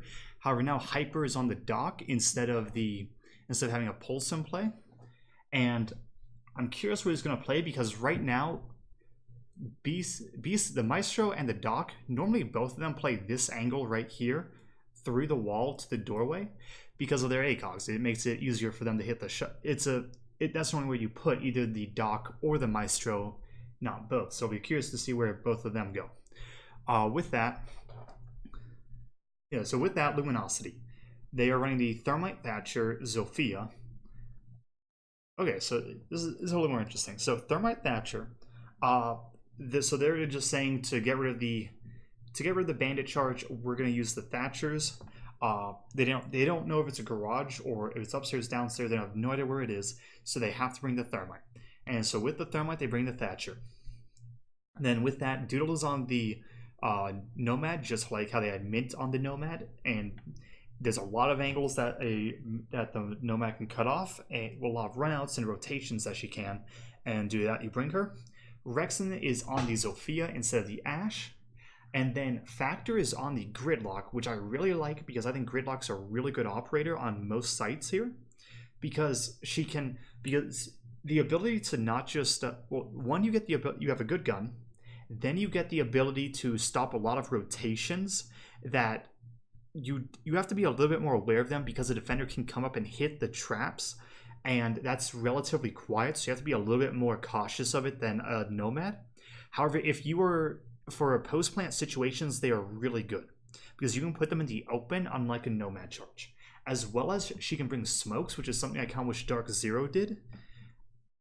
However, it really is just a good op all around. A lot of prep work that's being going into this match for Dark Zero, as they are ready for Luminosity's aggression when it comes out. Those air jabs, and just in general the setup from Dark Zero, it seems like they understand what they're up against. And that's a good thing to have on a team, and you would expect. Right. So with this, the setup, roughly the same. Double reinforcements, wall opened. One reinforcement here instead of here. You have this one right here, and now let's see, same piano one. So 1, 2, 3, 4. Oh, I need to 1, 2, 3, 4, 5. I will assume number 6 is here, which leaves 4, and I'm thinking that's just gonna be a late setup. So let's see. That can be the case in every Pro League match, but it's actually not. So props to DZ. Now we're not done yet. As much as DZ have been playing a good match, Luminosity's players also have the ability to adapt, and they have been doing a great job at fiercely getting those 2 rounds. Yellow wall gets opened. I think that there's definitely good potential for them to come back here on attack. Came very close. Another reinforcement side, admin, the one looking into the bomb site. tell. It's just right now, Dark Zero, from a strategy perspective, won the first half just purely on what they were executing upon alone. And Luminosity didn't seem to have the counter intel to try and swing that back around in their own direction. Now, however, they get to control the pace of the round, more than likely here from the attacking side. Yeah. And that's when maybe they can try to put Dark Zero into some much more awkward situations that they can try to squeak a win out of. Yeah, that is a really big tool for Luminosity especially. Now, Soda hold here from the defense. We've seen this strategy from a number of teams recently. It is a way to hold the admin office. You cannot really hold admin office as a defender. I mean, you could try. It's very likely not to work for you. It's a huge risk. But what a lot of teams will do on defensive top floor is hold onto Soda machines. Soda machines, or just Soda, is just some very tight angles that actually favor the defenders. Factor gets Nyx. I think Nyx just got aggressive. I'm not 100% sure I didn't see it. Hard favor in this case. I like the shield that the Maestro's hiding behind right now, as he can add a third angle to this hold overall. Admin wall was opened. He's gonna have to think about falling back. Factor's getting a little aggressive, and he'll get a second kill there. Factor wins the gunfight to BC. I'm not sure if he had the information and knew BC's positioning. I hope he did, but really I think BC just didn't have good positioning there, where he's in an area with no cover. Really, this entire area here, I think you should almost never go as a defender and treat it as no man's land, because there's not really anywhere you can hold safely. You can try to hold roughly here.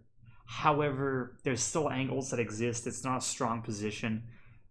So I think that the moment that, because to hold somebody here, you have to make sure that you have somebody in the general area around here, or really general area around here, because you have to make sure that from here you can't just get shot from the side. Too much pink, sorry. You have to make sure you can't just get, wow, that is the, you understand. You don't want to just get shot pushed from there and here at the same time. You need to make sure that you have somebody who can negate this, so that you can turn it into a one-on-one gunfight. All right, I think BC just overstayed his welcome, and it was a bad call. Pretty much exactly where he runs out behind that deployable shield. That was specifically to take that fight. Oh no, he actually had a deployable shield there. I did not notice this deployable shield. Well, I still see that as it's still the same point. You should treat it as no man's land, because that's not a good shield. Because you can get rid of that. Like, yes, you can try to hold there.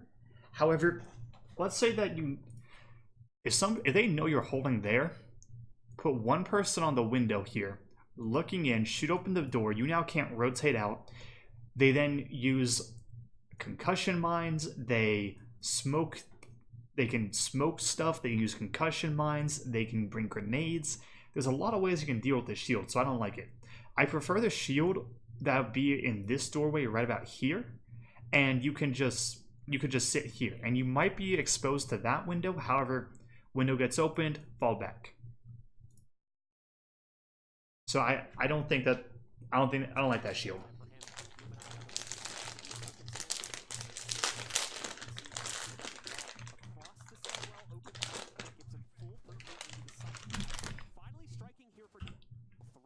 Circumstances, and are still going to be getting ready. As you can see, Factor's got the Dock connector. The stairwell opened up. That gives him full purview into the site. Piper, though, finally striking here for Dark Zero. He's able to take down Doodle. And your second. Okay, so the Nomad goes down to the dock, and then Factor, the gridlock, goes down to Hot and Cold, because Hot and Cold decided to push up into the hallway in order to take control of the shield again. I want to know where I want to see where Luminosity is right now, because they're all outside. I don't see why Gridlock was stuck there alone. I don't think there was any reason to have her there alone, just because if they had two bodies there, they could have easily traded out the Nomad, well, not the Nomad, the Gridlock, and then instead of it being a 3v3, it'd be a 3v2 for them.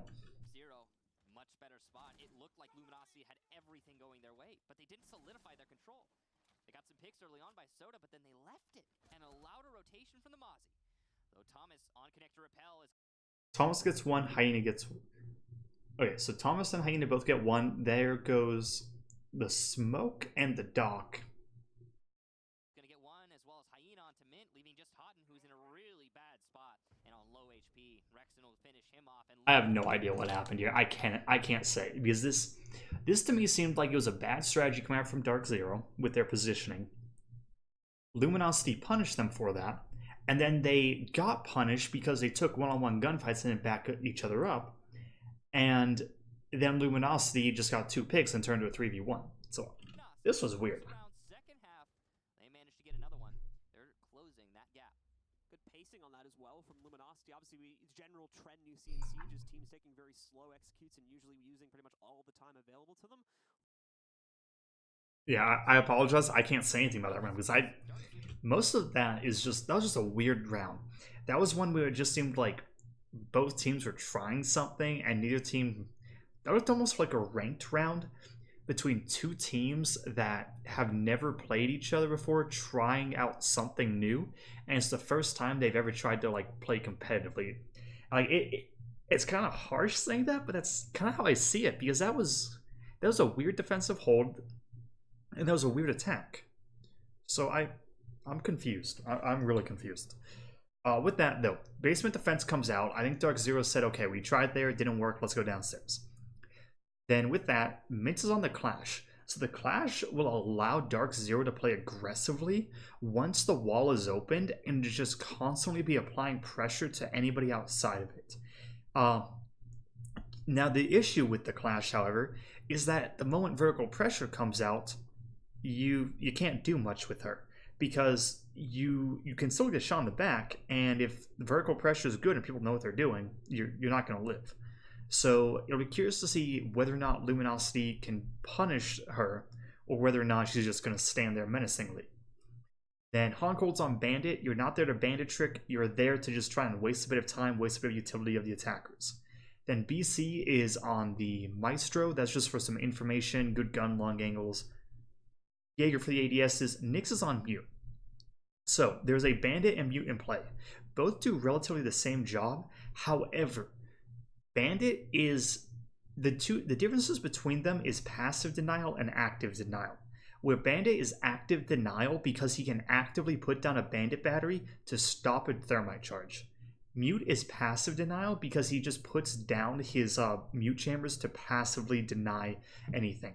Now each has their own strengths and weaknesses. However, Mute is going to be used to stop drones. And that can be really big when it comes to denying a lot of information. And we'll just have to wait and see whether or not he's effective.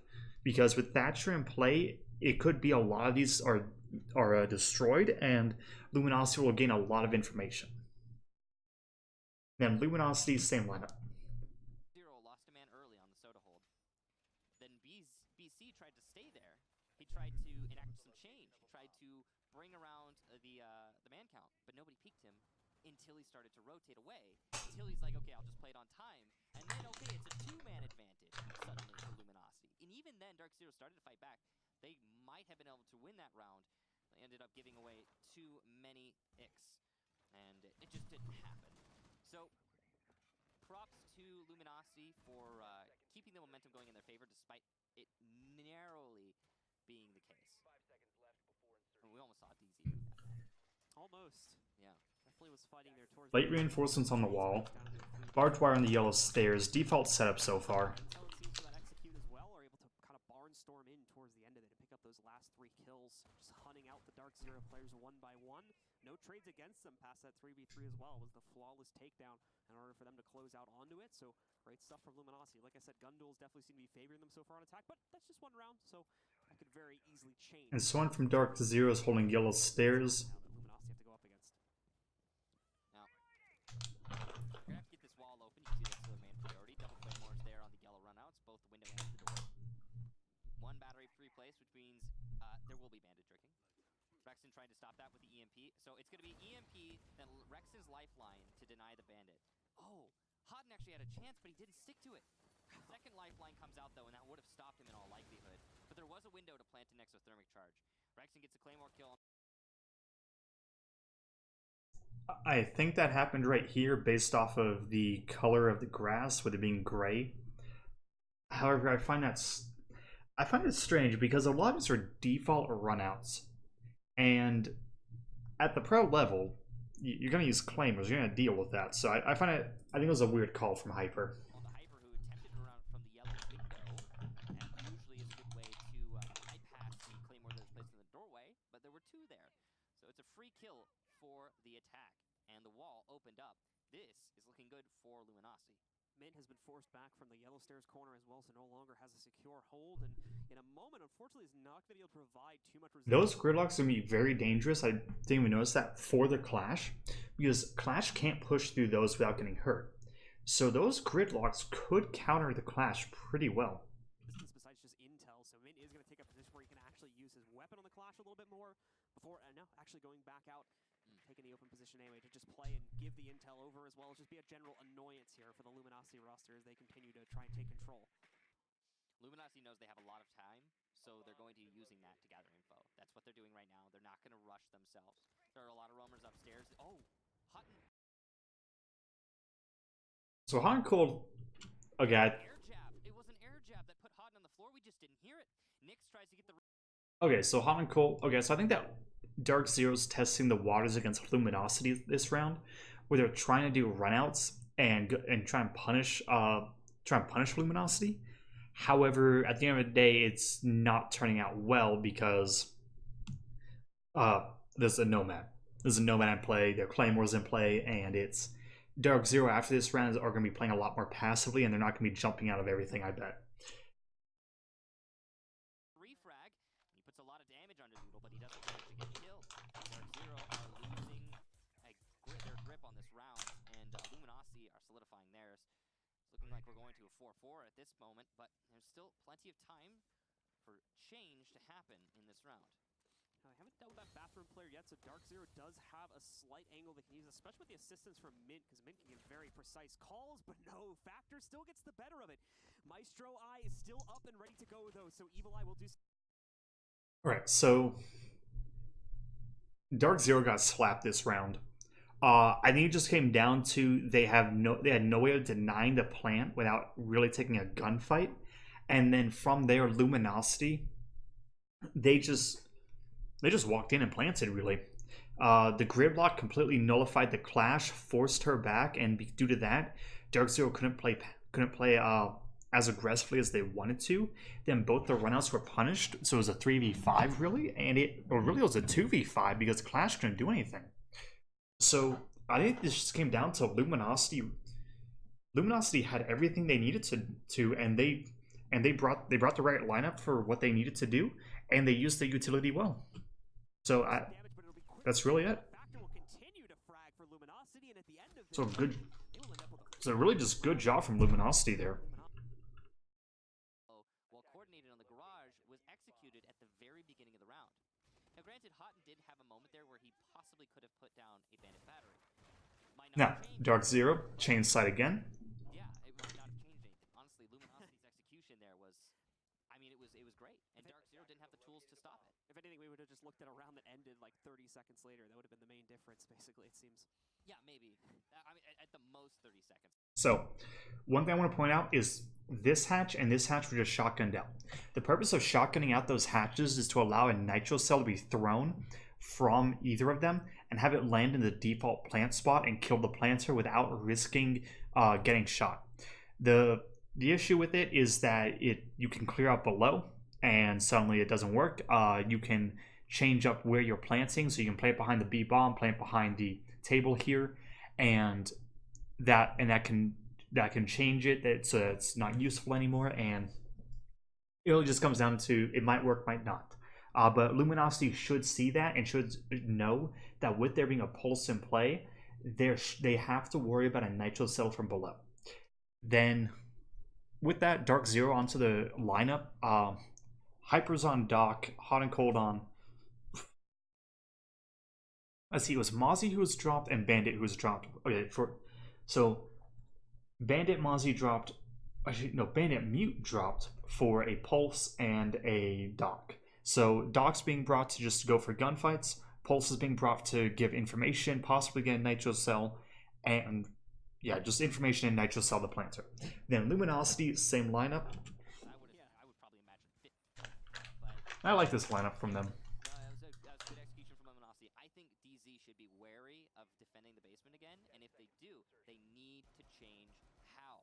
Because Doodle being able to control the above site presence by himself cannot be allowed. So we're going to end up in a lobby piano hold now for Dark Zero, meaning there's going to be a decent amount of upside presence. You can see Franco setting up his defense now, and he's not alone. Yeah. Along with one other Okay, so nothing really strange. A lot of reinforcements going upstairs. It's due to them. They're trying to hold it. Dark Zero will hold upstairs, and for that, they're just investing a lot of reinforcements. Floorboard to work with from the upstairs area there. Dark Zero can easily shut down those plant attempts. The basement's a bit of a different beast, though, and is oftentimes a conduit for attackers to get into this building and kind of insert themselves in places where they otherwise would not be able to get access to it. That's what Factor is not droning as far as I'm aware. He's not expecting... I don't think he's expecting anyone to be here. However, this isn't smart from him. There could very easily be someone in garage or in kitchen, and I don't think you should just walk in there like that. It's still an opportunity for the attackers to get into the site. Oftentimes it's free, right? There's nobody really going to be defending that. So I guess that's really what Luminosity is leaning on right now. They're hoping to get downstairs, maybe get the off of an unexpected push. I mean, they have the control downstairs now at this point, so that is at least step one done. Still doing quite a bit of drone work here, just to try and make sure there's no yellow stairs presence that they'll have to worry about in late round should they execute in that direction. They will find the bathroom player holding out and can try to work towards eliminating him. The rest of the team now still actually pretty timid about this one. We are going to see some of those track stingers go down just on the outside of Visa to try and restrict more rotation and give work towards eliminating him. The rest of the team now still... I don't like these grid blocks. I think they're too far into Visa, because right now, if somebody flanks up the Visa stairs here, these grid blocks right here aren't going to affect it. I think it'd be better to put the track stingers down right about in the middle of in between the two staircases, the one going up and the one going down. And that would be a better positioning, because that way, if anybody comes from Visa, then they still have to shoot them. If anybody comes up the stairs, they have to shoot them. Is right here, no track stingers. Someone can walk up there for free. Track stingers go down just on the outside of Visa to try and restrict more rotation and give our attackers a bit more room to work with. Rexon as well, trying to force out a duel here. He knows that some of the roaming presence is holding right behind. Okay, so I don't like this push coming out from Luminosity. Hyena and Doodle are outside on the north windows, by the benches. Then Zofia is up on the west windows trying to contest Hyper, and then Thomas is over here inside of Visa. And it seems like a very split push, but Dark Zero is holding above. They have kill holes established above. If you try and plant, you can get shot from above. That's one of the issues that Dark Zero had when they attacked here. So I don't like this push coming out from Luminosity. I think they need to clear the top floor, and then they can go for the plant. I think they're applying too much horizontal pressure. Yeah, I think they're applying way too much horizontal pressure without applying any vertical pressure, and that's going to hurt them in the long run. We just heard an air jab detonate, but we don't know where it is. Now they just rush into sight. Oh, bad timing there from Factor, and he goes down. Factor tries to run in, nicks it. So two people, Mint and Nix, are on site. They get the frags. Doodle, there are some attackers on site right now. I think this was just a bad call from Luminosity. If they really wanted to, also one thing I want to check. I think that if they really wanted to go for this, they should have. They should have been. I think they should have run from Spiral into the bomb site, go for a plant behind the B bomb, while somebody is on the balcony windows. And then everybody else can just hold angles, because if you can hold the balcony windows, then you can stop vertical pressure. Then it's so long as not everybody runs into the bomb site and just run sprint, then they can probably get the plant down if they do it quick enough. Right here. If literally, I think that they wanted to do this. If they put one person outside here holding this angle, they then had the bomb go down here, while they then had one person on this window making sure this hatch couldn't be effectively used. Now let's see, this would be person 1, person 2, planter number 3. Person number 4 can come here, hold a crossfire on either the door or the hatch, and then person number 5 could be holding inside a Visa to make sure nobody can come from Spiral. So at that point, they take control of the B bomb, they can get the plant down, and then you don't just run into the enemy's gun sights and lose 2 bodies. But we don't know where it is. That should give information for Luminosity, though. This Factor just sprints in there. Factor, and he goes Doodle right behind him. I don't get this. This was a very bad call. as Nyx also takes out Doodle. There are some attackers on site right now, but they cannot plant. They don't have enough control to. This was a very bad call from Luminosity. They just gave up 2 bodies for absolutely nothing. And they have access to smokes and gridlocks, and they could smoke and gridlock Spiral. They could smoke and gridlock the bench area. They can smoke and gridlock the bench area, smoke and gridlock this doorway, hold angles up top, hold angles on the doorway. They have a lot of options, and they probably picked the worst option they could. I don't know what the thought process here was. My best guess is that somebody fucked up on the droning, and they thought that somehow site was clear, or that somebody was on drones and on cams in bathroom or something, because this was a very bad call from Doodle and Factor for just sprinting in and throwing away their lives, because that's what it was. Definitely not the most well thought out strategy from Luminosity so far. I'm sure they're expecting this push to get more kills in its actual overall take from above, hot and doing a lot of damage. Gridlock the banana area of the spiral staircase, gridlock benches, gridlock the antechamber doorway, hold angle, smoke the antechamber doorway, hold angles, plant goes down, you can get it down. This was a very bad call from Luminosity. That's all I can say. That's really curious. It's not penetrable.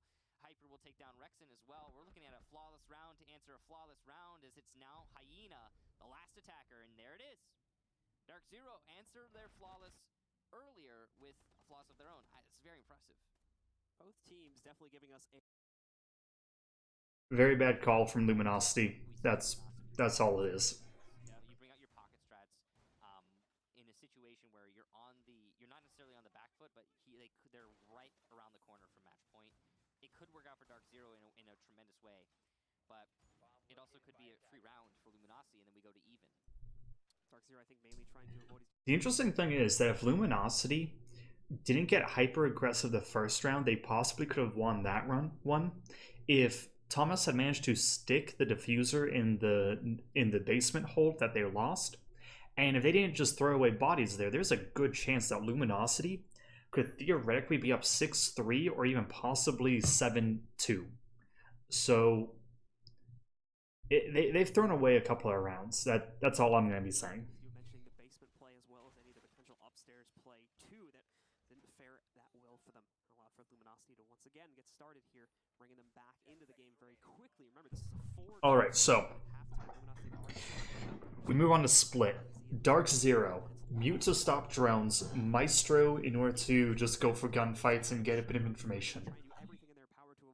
BC is on Cade.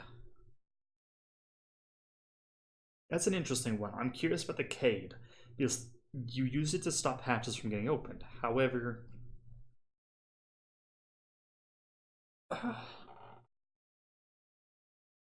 yeah, it's a weird one. But then again, I also don't know enough about the site to really say yes or yay or nay to it being a good choice. I just wouldn't expect Cade to really be picked here. I'd expect a Pulse over a Cade just for active information when they go for a plant. Then Hyper's on the Mozzie, and then Nyx is on Castle. Castle's just there for pocket strats. And then Luminosity, same lineup. Because of how one-sided it seemed in favor of Luminosity. Here we go, though. They are out and ready to attack, and they will have to figure out how to approach this split site, as it is a bit of a curveball that DZ are going to try to throw at Luminosity, but not one that is totally uncommon at this point. Quite a few teams, I mentioned it earlier, started to experiment with this a few months ago, so it's more of an expected play these days, I think. Yeah, I think they're going to get used to it. Pretty much everybody has. I know that most teams have, if they're familiar with Consulate, they like Consulate. They've at least scrimmed or dry run how to attack or defend this site a couple times. So it's Split push coming out from Luminosity, but it looks like they're going for a top floor push, just based off their positioning. probably about 8 months, something like that. It's been a long time since they added the sim, to be honest. Might even be. Another interesting thing about the Cade pick is, if you go and look, Staple yet. yeah, I disagree with this Cade pick heavily now. This floor is destructible, as is this ceiling.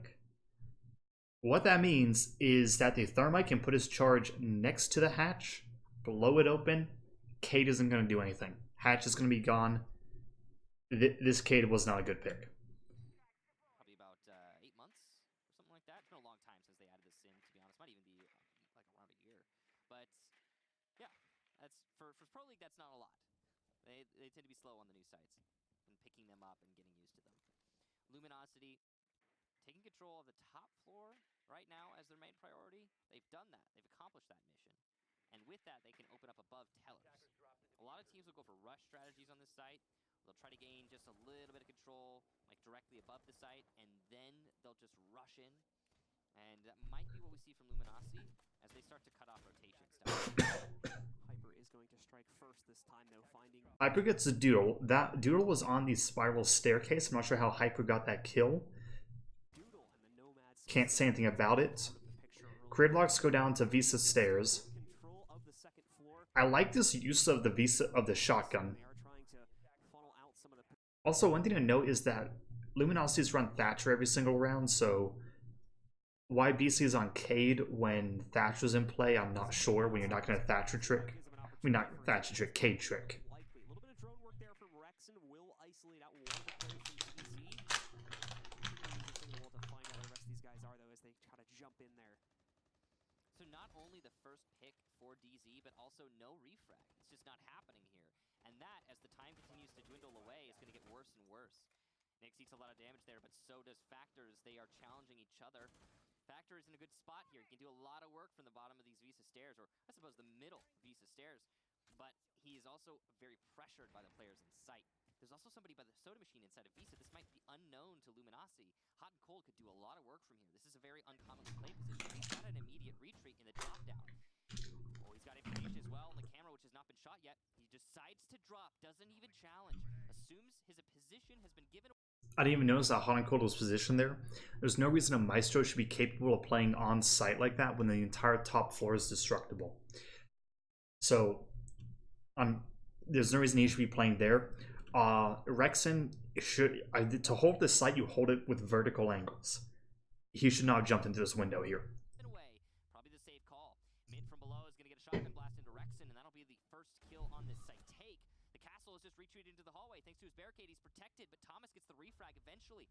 Luminosity has control over Spiral. The plant, though, needs to go down with only 15 seconds left. Hyena going to be eliminated by Hyper as he attempts to get even more control by Spiral. It doesn't. Alright, so what I think happened here is that Luminosity lost way too many bodies early, and then they played the refrag game in a 5v3 situation. Where I think that if Luminosity could have... I think if they could have opened up the admin hatch with Thermite, that would have allowed them to kill the Maestro. If they then properly droned and killed the castle, that could have put them into a 5v3 situation, and from there they could have held angles, used the gridlock, and then go for the plant in whatever position they wanted to. Because there was no information. Actually, no, there possibly could have been Maestro cams for information. However, you could get rid of those with Thatcher, with the Thatcher, or from the who is it? Zofia. So really, I think that this is just coming down to Luminosity. Luminosity, to me, seems like they have an idea of what they want to do, but they only have an idea, and they're not sure how to execute on it properly and make mid-round adaptations. Where they go in with a strategy of like, this is what we do, this is how we do it, and if it works, great. If not, then shit. Because their garage attack was really good. They got a flawless round. Then these next two rounds, they've looked off. They've looked like they needed to really. They look like they have issues with the communication of what they need to do and what they recognize needs to be held. And that's really what I'm seeing from them, because I think that Luminosity, if they don't give away all these rounds that they're giving away due to whatever reason, I think they could beat Dark Zero. I think that right now, if Luminosity could, I think that skill-wise they're really good players, and I think that if they could really start working on the mid-round adaptations, they could theoretically go to LAN. They could be in the top 2 of North America. Because Dark Zero, I wouldn't say is showing themselves as significantly better here. This to me looks like it's more Luminosity is just fucking up.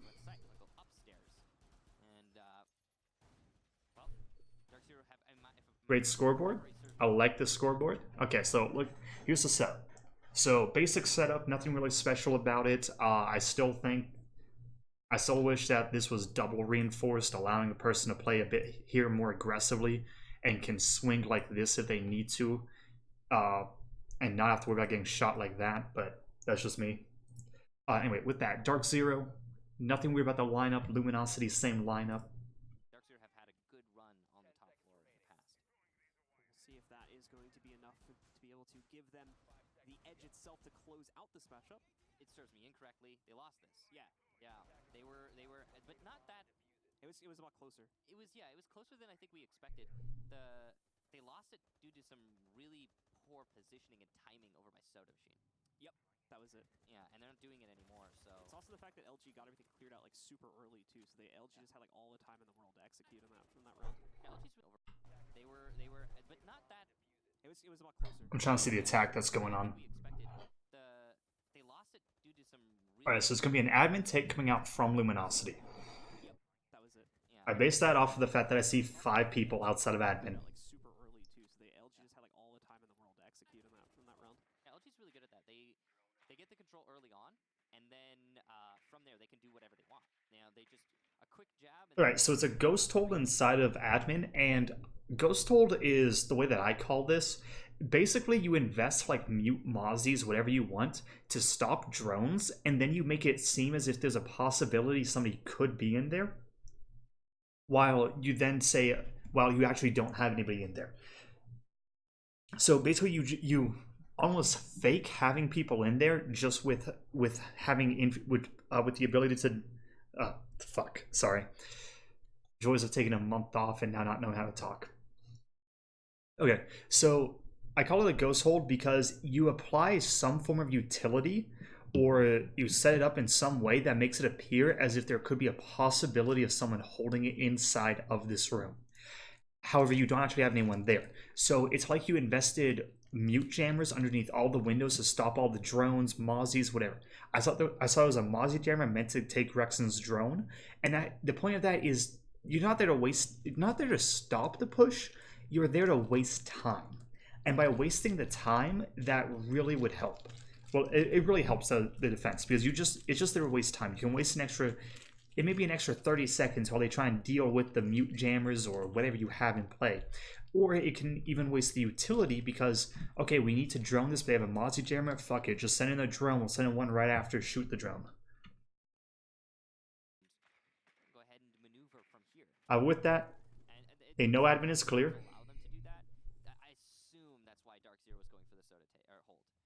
Trying to not allow LG to take too much control for free early on, and it backfired, and now they're not doing it. We are not going to see this, as you said there, we're not going to see the soul hold this time coming from Dark Zero, playing much more kind of into the site, and this is going to allow for Luminosity to once again take some very early control, specifically on Rexon's perspective, who has already worked all the way through admin and is going to start rotating into Soda itself. So main hallway, they've got that to play into in a moment. Their teammates should also start taking up his... You have to check for any ADSs. Right now, Rexon just gave up one of his explosives because he didn't want to check for any ADS. And it's little things like this, which I think lose rounds, because right now, Luminosity has given up the chance of taking out both Maestro cams from a distance, meaning that one of those Maestro cams can be given constant information onto what you are doing, and information can be the difference between a win or a loss based off of how you can react. Because if you know that they don't have the bomb, or if they do have the bomb, then they're going to act completely different than, well, basically with more information you can figure out how the enemy is going to react. That's what I'm saying. And right now, there we go. Right to the back door of the site now as the team gets prepared to set up here. Still 2 minutes remaining though. Once again, plenty of time for them to play into. They can't drone into the site itself as there are pests blocking these. This is why I love Mozzie. Trying to push his way through this and figure out where that pest is, but they can't find it. So okay, there's so many layers of the utility right now for Dark Zero that are well thought out. That ADS protecting the Evil Eye. It's an exposed Evil Eye. Obviously, they're going to try and lifeline it. But, oh, there's one of your lifelines gone thanks to this ADS. And I think there was even another one protecting it deeper down. So I think it might have been destroyed, but I'm not sure. Yeah, no, there was an ADS. So there you go. Okay, good job there to that double ADS setup from the Jaeger. And protection is ensured. Now, what that means is DZ still has a lot of information that they can call on by the long desk. And Luminosity, while they have the control they need over by Admin Office of Soda, they have to find something else out in order to get an edge when it comes to the site take, because there are a lot of barrels pointed towards long desk. One thing I'm going to point out is Doodle right now has a laser sight on, and that I think is always a mistake unless you're running a shotgun, because the laser sight just gives away your position. Now, the chance of somebody actually seeing it is pretty low. However, there's always a chance. There have been times where I have seen a laser sight and I know someone's holding an angle because of that, and I decide not to push when in other situations I would have. So if you're running a laser sight, take the thing off. I also like how there is both a gridlock and a nomad in play, and Doodle has to worry about watching the flank. And now, Cam is still in play. Maestro Cam. Thomas is outside on the ground floor. I'm not sure why. Smokes are coming out. However, oh, bad. Oh, that was bad. Nyx gets Rexen. No smokes. Okay, so right now Luminosity just fucked up with their utility. They couldn't get the Maestro cams. They couldn't use any smokes to cut off angles, and due to that, it's just ended up bomb down in hallway. The kills Luminosity are finding are small gestures. They're not these big kills against some of the anchors that they need to get onto the site right now, and this is going to cause some serious problems. Thomas under fire from multiple angles. Everything onto Doodle now in a 1v2 situation. Brings a player low, but he no longer has any time. It'll be expiring in just a moment, and there you have it, ladies and gentlemen. Dark Zero. So this was the round of Luminosity being Luminosity has an idea of what they're doing, but they heavily messed up when it came to their utility usage.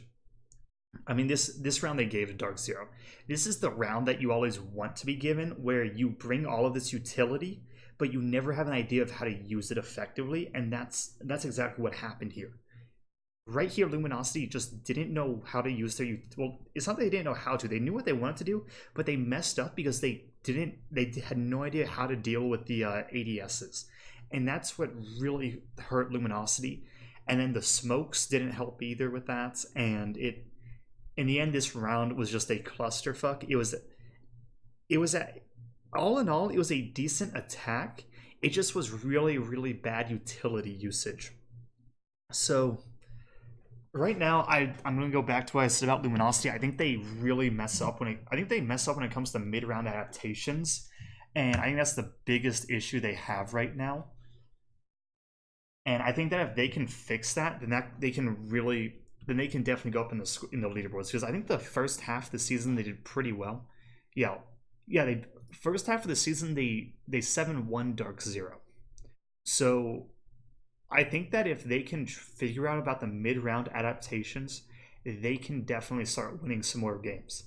So let's see. I have no idea who they're going up against, because Liquipedia hasn't filled in anything.